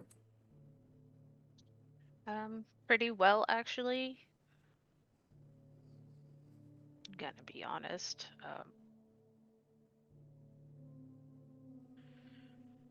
Gorgon was not exactly upset about the cairn, but she did say, like, continuing to do what I'm doing, which is cleaning up parks, offering spirits gifts and things like that, may make some headway. Probably look to Eliza, maybe start doing other favors if we can get in contact with some spirits to build relationships. Some of the stuff we talked about was a little personal, but she did say something. Okay. She said everybody here is emotionally a mess. So does anyone want to talk about it?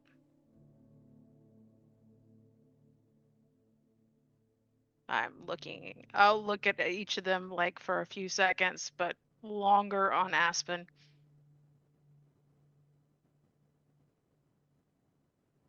I would say I'm sad to see Artie go. Mm-hmm. Guess emotionally in that way. That's coming to terms with. Not sure what you want to hear, but How are you feeling about Aiden? we've discussed that it was unfortunate and also sad. But we move forward and those things happen and he's here. It's just will be a little bit. So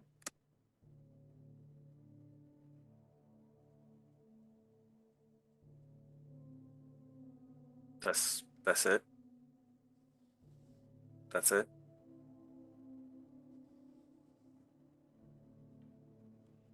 as I said, I don't know what you are looking for me to say. Before anything else can be said, everyone's attention is drawn to a rustling out towards the edge of the clearing.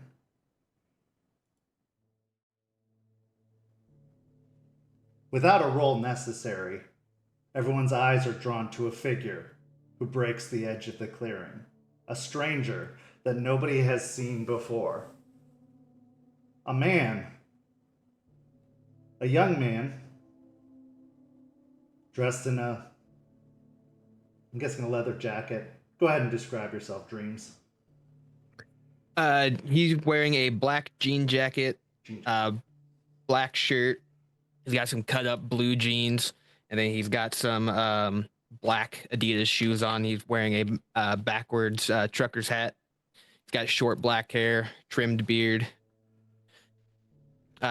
Overall, a clean overall look to him, but has the overall sense that a bit of grunge with him as well.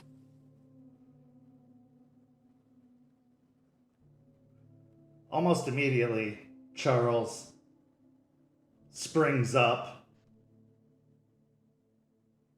Charles, who amongst everyone stands out the most as he is dressed in a fashionable suit, does not look like he belongs in the middle of a metro park compared to everyone else who seems like they would be hiking or camping or otherwise belong here.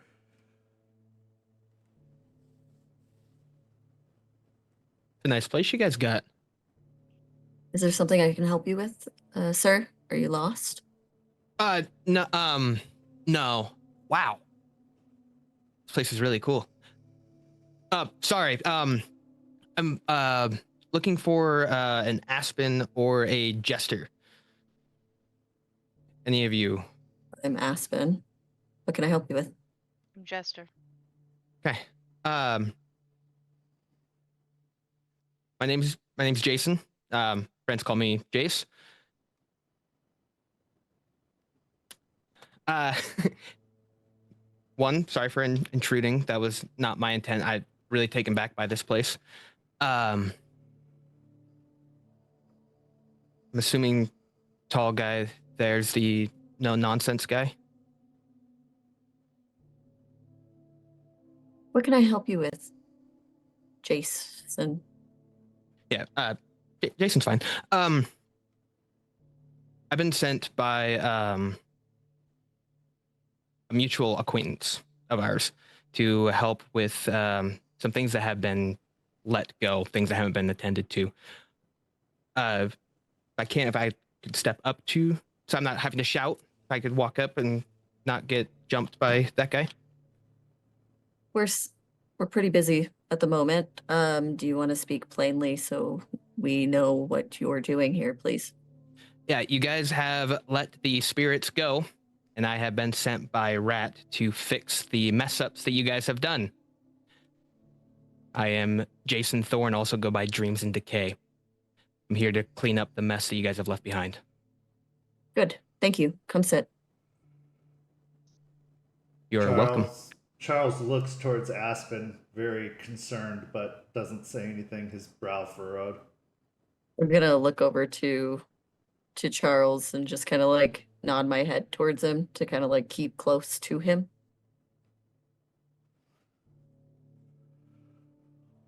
Eliza kind of watches the whole situation, and her brow is also furrowed, but also has a look of surprise on her face mixed with it as well, and confusion. We can see, like, Star gifted us, we can see spirits in the Caern, right? Yes. I'm gonna look around for Rat. Okay, give me a wits and awareness. Just plain wits and awareness.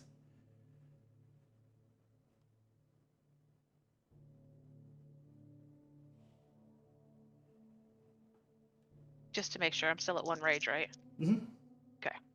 Actually, I would say you popped to 2 rage as soon as you saw a stranger enter the cairn, pretty much immediately. Okay. So there we go. Oh, wow. I'm going to spend a willpower.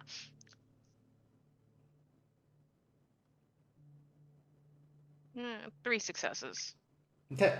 So as Dreams draws closer, in the wake of his footsteps, you do see a large black rat kind of trailing along in his shadow behind him.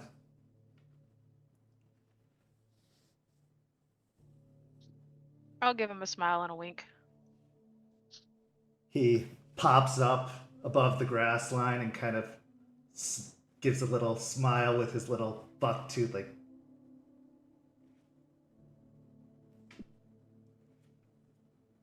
Hold on. Point of order. I showed up and I was interrogated for like half an hour. And Joe Schmo over here shows up and he just gets at the seat of the table right away. It's Jason. I understand the confusion. Fine. I narrow my eyes at Lucas and like look over to Charles, who I have like had stand right next to where Jason is. There are questions that I have, and I plan on asking them. Fire away.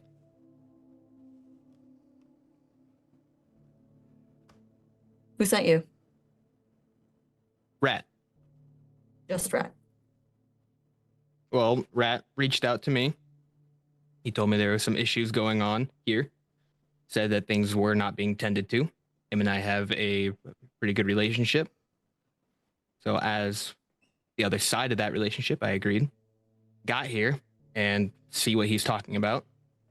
So yes, just Rat. Do I believe him?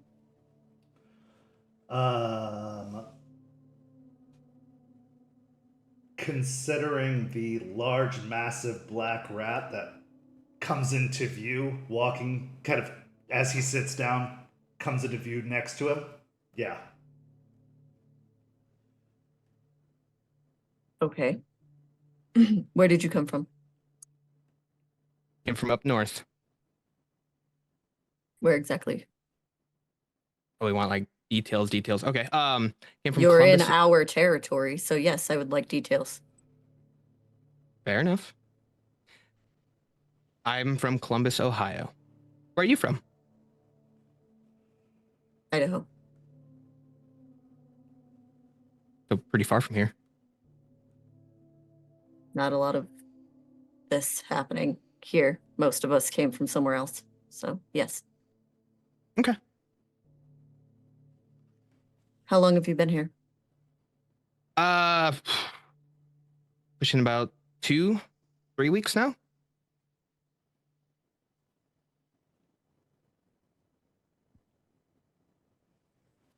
And you've been told, I assume, by Rat, a reason why you're here. So that means you would know that we were here Yeah. I was aware you guys were here. and you didn't make yourself known. No, I did not. Well, that's already breaking the litany by not respecting another's territory. So, good thing Yeah. to know for a newcomer. Great. Well, for that, I do apologize. I was told to stay hidden, figure the layout of what I was jumping into before getting involved. So I was listening to my patron. I look over to Rat. The rat kind of gets back up on its hind legs and starts waddling over towards the small platter of food that has been set up that you guys snack on while you're at the meetings. Grabs a cracker off the platter and starts waddling back and gives you a look and then just waddles back towards Dream's feet and sits down and starts munching on the cracker.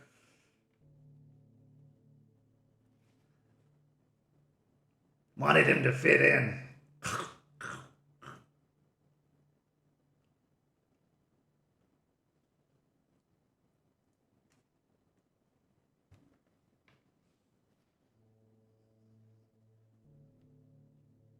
Why exactly were you sent here?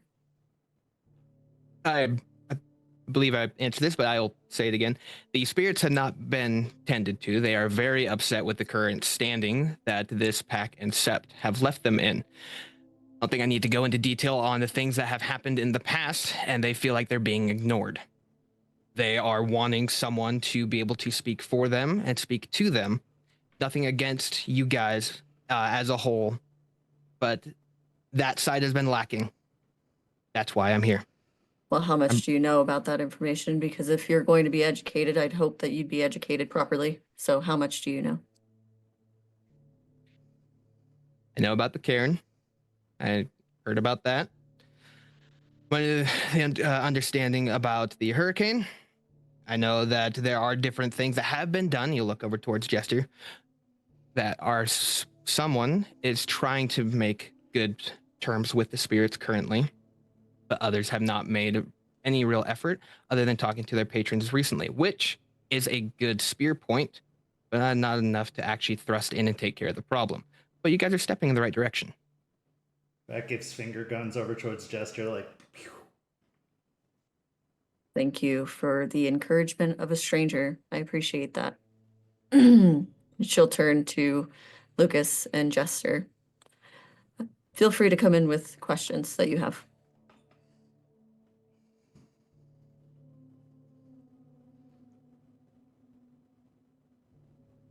I got a really important question.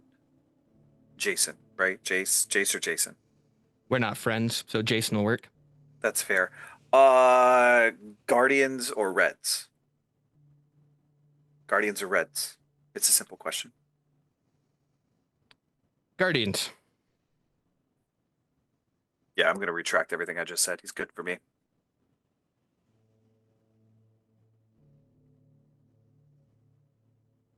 Wonderful. What suggestions do you have? As far as the spirit side of thing, what you're doing, the little tiny gifts here and there, that is a good start. But one person doing it isn't going to be enough. It looks like it's one person wanting to put in the effort while the others are just trying to piggyback off of it. Everyone needs to put something forward. I'm not trying to be mean or disrespectful about it. It's just how they're going to view it. I know that everyone's trying to do their part, but the spirits are really fickle about these things. If one person is doing all the work, they will only benefit that person. Okay. But again, suggestions. Cleaning up some areas. I've looked over, did a little bit of recon around, especially around the mangroves.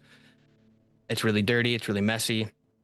Or just trying to help out little things in the city. The litter is outrageous. There are things that's just things in the city. The wild spirits, they're the ones that are the most angry about what's going on. A lot of encroachment's been happening. Big step down the road, set up more protected areas, but that's harder to do. I don't know what kind of resources you all have as far as getting protection on certain places, but that's somewhere that I would start, is trying to establish areas where spirits can thrive, where they can get back to a natural order.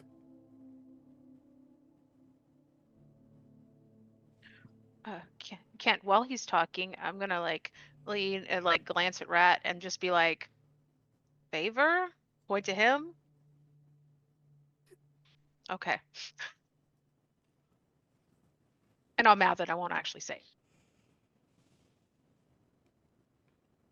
I will also look over to Eliza and kind of get a vibe check from her. Eliza is soaking in the situation, contemplating. She seems to be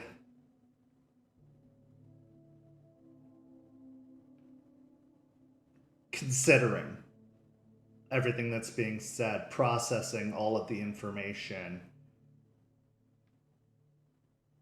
Unsure currently.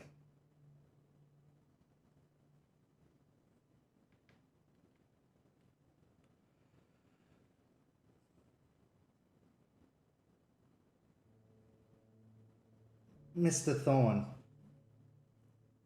Jason. Dreams and Decay. Sorry, that's what you said your name was. It is.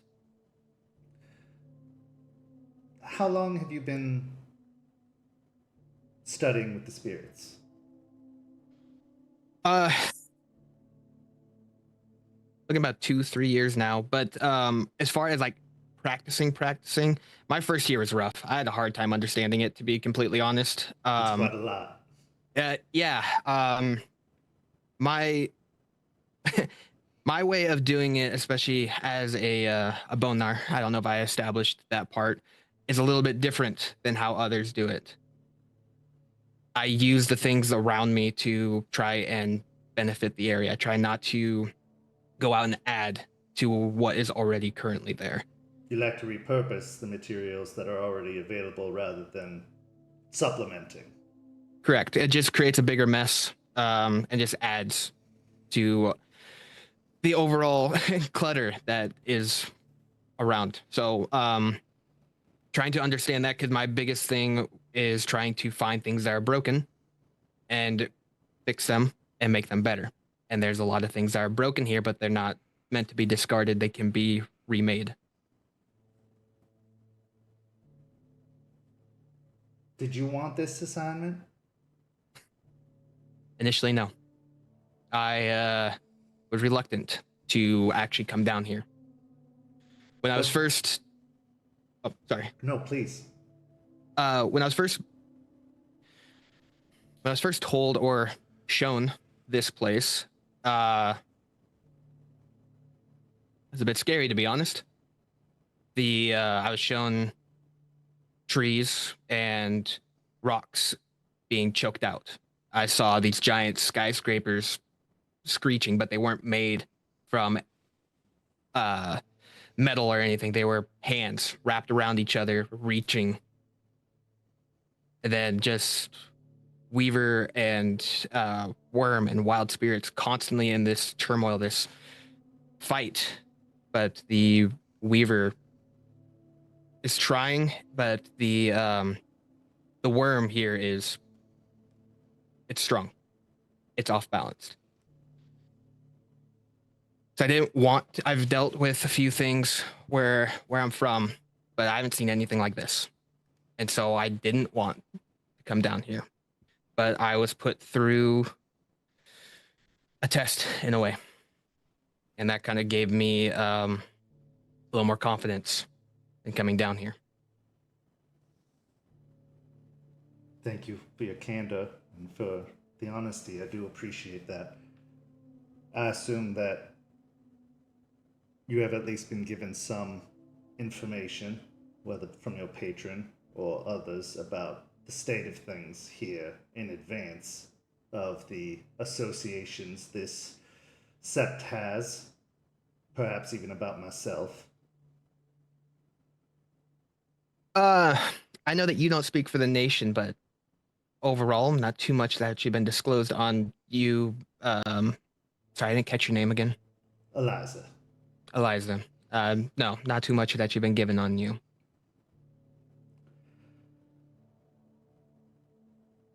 Perhaps that's for the best. That won't color your view too much, other than knowing that I do not speak for the nation. That being said, I hope you will not hold that against me. As one of the ones that are usually thrown to the bottom of the said nation, we're good. Then we have that in common. I have been speaking with the spirits for nigh on 3 decades now, and I can tell you that everything you say is true, and then some, especially of the spirits in this area. It has been a very, very difficult time, and your assistance here is more than welcome in my mind, but I cannot speak for this sept. I am not its leader. I have been offering it spiritual aid for quite a while, and I do understand their hesitance. I understand their caution, but, and she looks towards Aspen, I also understand that we are short-handed. And I also understand that we are in a process of rebuilding. And when the spirits offer us a gift, we should not look down upon it, no matter which spirit it comes from. Rat has known of our troubles. Rat has witnessed our troubles. And if Rat offers us a gift, even though they have every reason not to, we should take it, but understand that there is likely a tag attached to it, as nothing comes free from Rat. And she looks towards Rat, who kind of looks towards her with a big, toothy grin.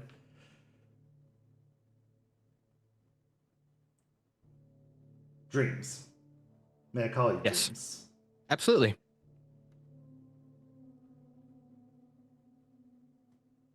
I have been deep in study in this place, as this place is unlike any other place I have ever studied in before.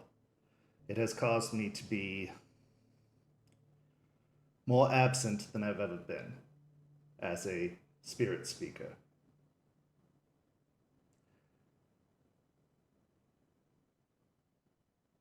I think that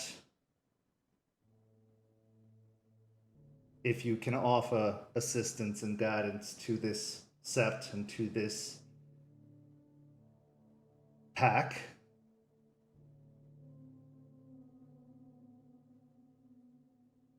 they will welcome you. But one thing that I can tell you is they appreciate honesty above all else, and loyalty above all else. They know what it is to be flawed. They know what it is to make mistakes. They know what it is to forgive, but they also don't forget.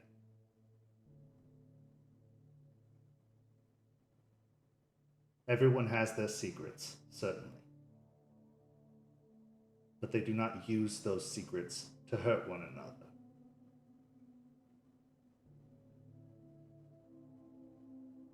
I know what your patron does and deals in.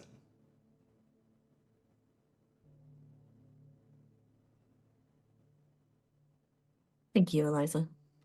It was very well said.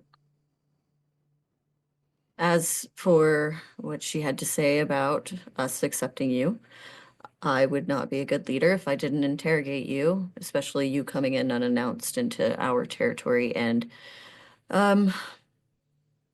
without warning. Don't Cause have for a concern. doorbell. Cause for concern is still the utmost.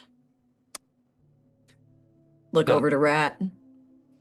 We don't want bad things happening here. In like a softer way, like a very like. Well, Aspen, I do apologize for coming unannounced. I was just doing as I was told. And as far as my patron, you are correct. I should have made myself aware. As far as me coming in here into the future, be sure to make loud noises.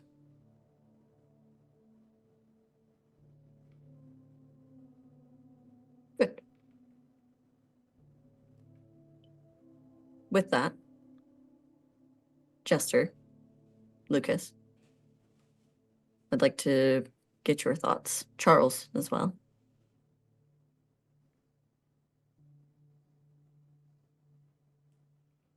Look to Rat. Look to Jason.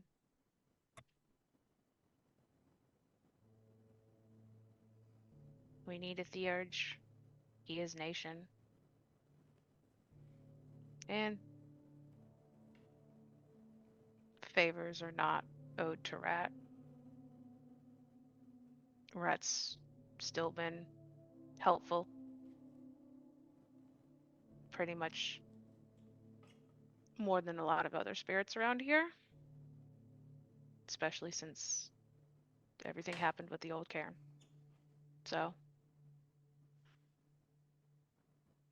yeah. I say we let him in.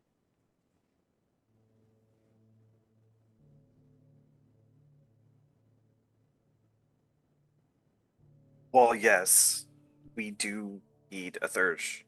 I agree with that.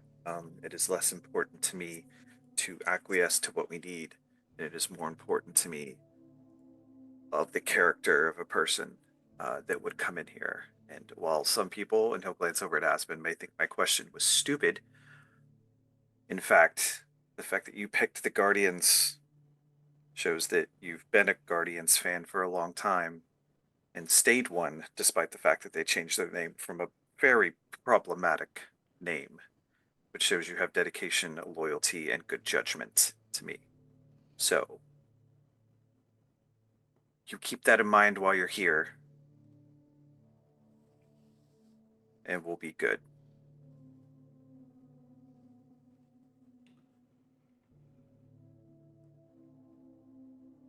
Charles, who has been standing very close to Jason,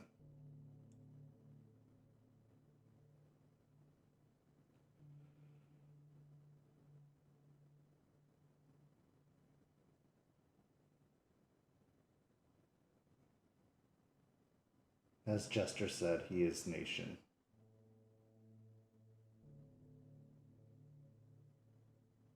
From an optics standpoint, this is a good step towards showing goodwill towards the nation, showing that we would accept offered help from the nation. With the work that Mr. Morningkill is doing, looking for reinforcements, if we don't turn away the first reinforcements we receive, it shows that we are open towards more. Also, he did not come in under subterfuge more than would be expected from his tribe. And he could have said nothing. He admitted openly to being here for a few weeks. He could have said he just arrived and lied. He did not. That says something about a person's merit. I'd be interested to learn what he found out in the time he was here. But the fact that he admitted to being here speaks to something.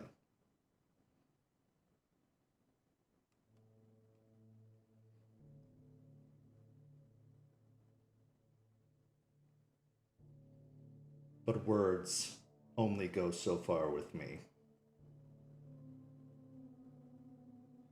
The following weeks will tell everything.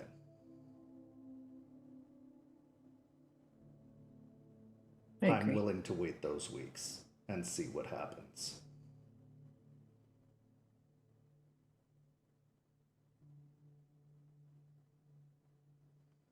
So, unanimously, you're accepted here. Thank you. Lying to you all would have served me no purpose. At least about this. Brett munches on the cracker. Also, we appreciate you coming out here to help us. We do obviously need a fair bit of help when it comes to spirits and such. How much time have you guys spent in the Umbra? Like lately?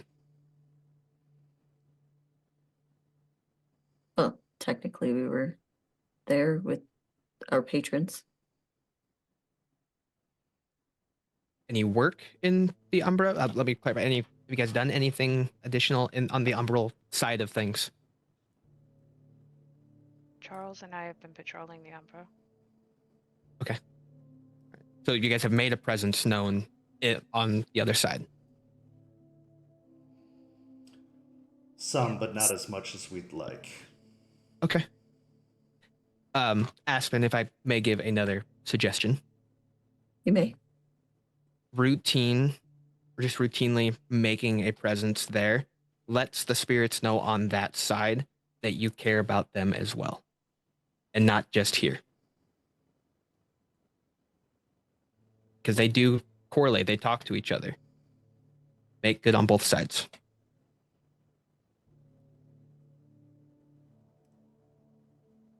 He's right. And with a spirit speaker able to have a presence on that side, and he kind of gives a look to Eliza and then back to Aspen, isn't otherwise occupied, will assist. I agree. Eliza is quite busy with her discoveries, so it would be very nice to have you here, especially since one of the biggest arguments to the nation was that we don't have a theurge to properly advise us in certain situations when it comes to spirits. We have Eliza, but we do not have someone always out with us in the trenches, I guess is the right word. I'm not a trench guy. I like staying in the back. I'll look and watch. Like, I'm great at that. Please don't put me in the trench. Glassjaw, it doesn't bode well. Please don't. There's 5 of us. You're going to be in the trenches, so just be aware of that. Can I be in the back of the trench? Like, the little bunker with the big door and locked? Can you use a gun? No. You should probably learn how to use a gun. Also,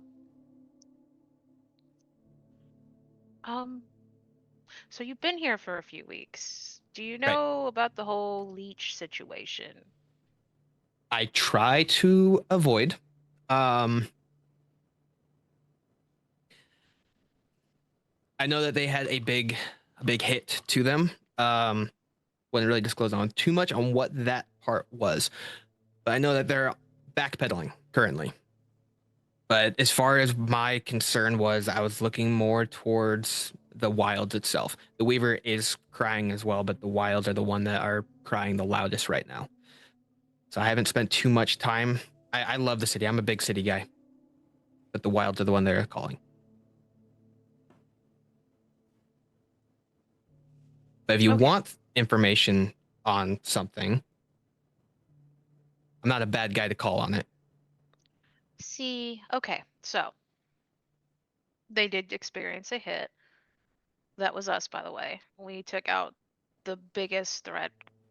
I mean, first of all, you're coming into the city. I'm not sure if Rat informed you. We're kind of in active war with the leeches here. This is a war zone. Common thing. Okay, got it. More than so than other places. The biggest threat we had was a particular leech named Bloody Mary, and she was a beast. More so than usual. Like, she was a threat. She killed many in the old Septs that was here 10 years ago. We recently managed to defeat her. Glance at the tree. Anyways, however, it's kind of scattered them and sent several leeches to ground. We've come across a particular group that seems to be gathering in numbers, which means they're up to something. And we were just discussing possibly trying to contact spirits that may be still favorable to us to get information. But now you're here. Well, that could be useful. Putting me to work early. Not a bad call. Yeah, there are a lot of spirits that could reach out to help with that. Do you know where they're at? That helps. I looked at Charles. I have that information, yes. Okay. Well, Sept leader, with your permission, are you okay if I reached out to some of the local spirits to look into said area and do some recon for you?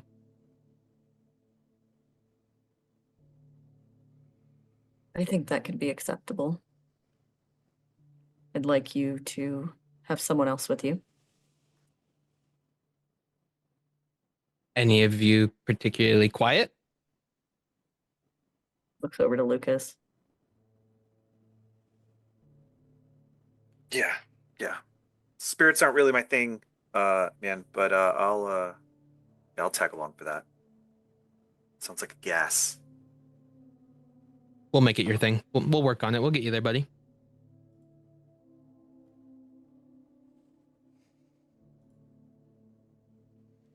There's way more to that than you think. All right. Yeah. I'll jump on that with him. Good. So you have your first project here. I think if you pick up quickly and understand what we're all about, we'll do okay. Official greeting. And she'll put out her hand. Aspen Oathbreaker. Welcome. Oathbreaker. Oh, reach out his hand. Official. Dreams in Decay. I'll hold up my hand. Malicious Jester. It's nice to officially meet you. I've heard great things. Glance at Rat, I'm sure.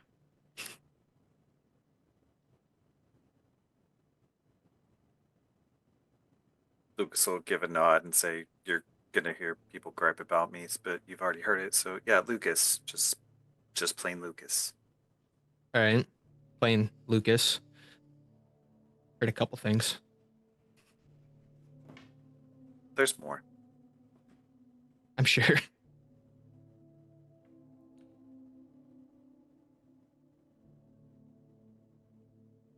Charles Albrecht.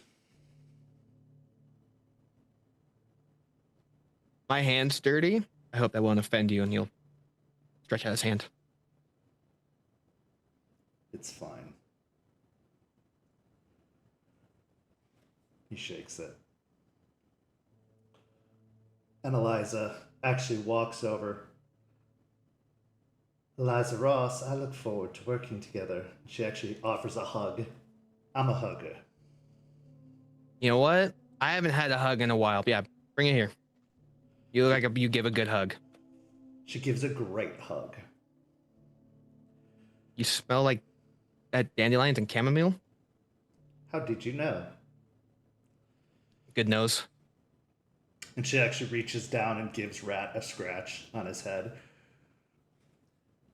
Well, this should be quite interesting. I have not worked with one of you for quite a while. This should be a great deal of fun. Yeah, I heard that you have discovered something, and I look forward to either you telling me or me figuring it out. One of the two. Oh, both. It'll be interesting for us to uncover together. It's a mystery to me, and I believe your insect could be quite valuable on it. Yeah, well, that'd be great. All right. So new person, that usually means party, right?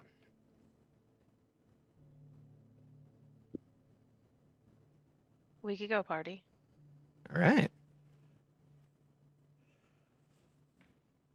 Aspen, would you like to come along on party?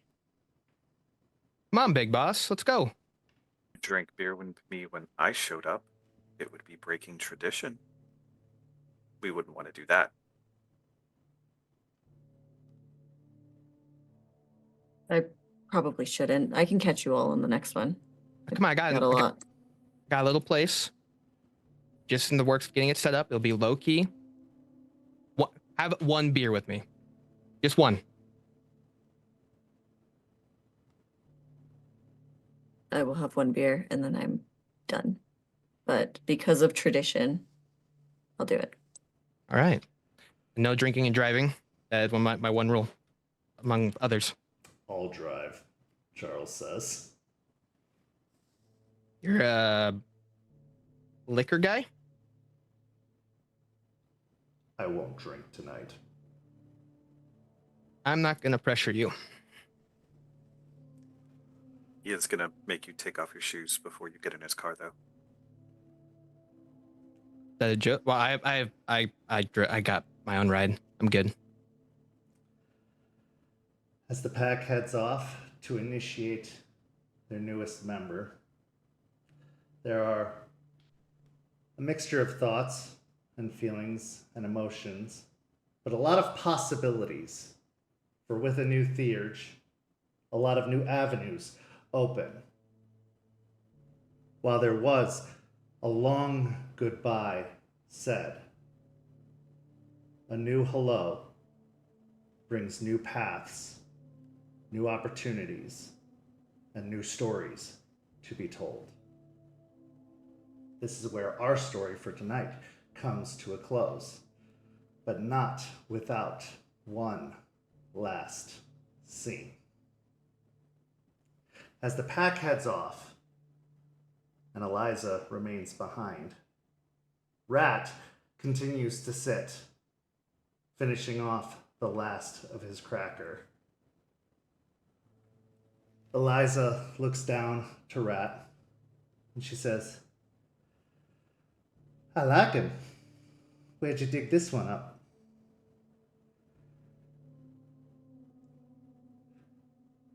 Like you said, Columbus. She says, and the others? Would you believe me if I said hell?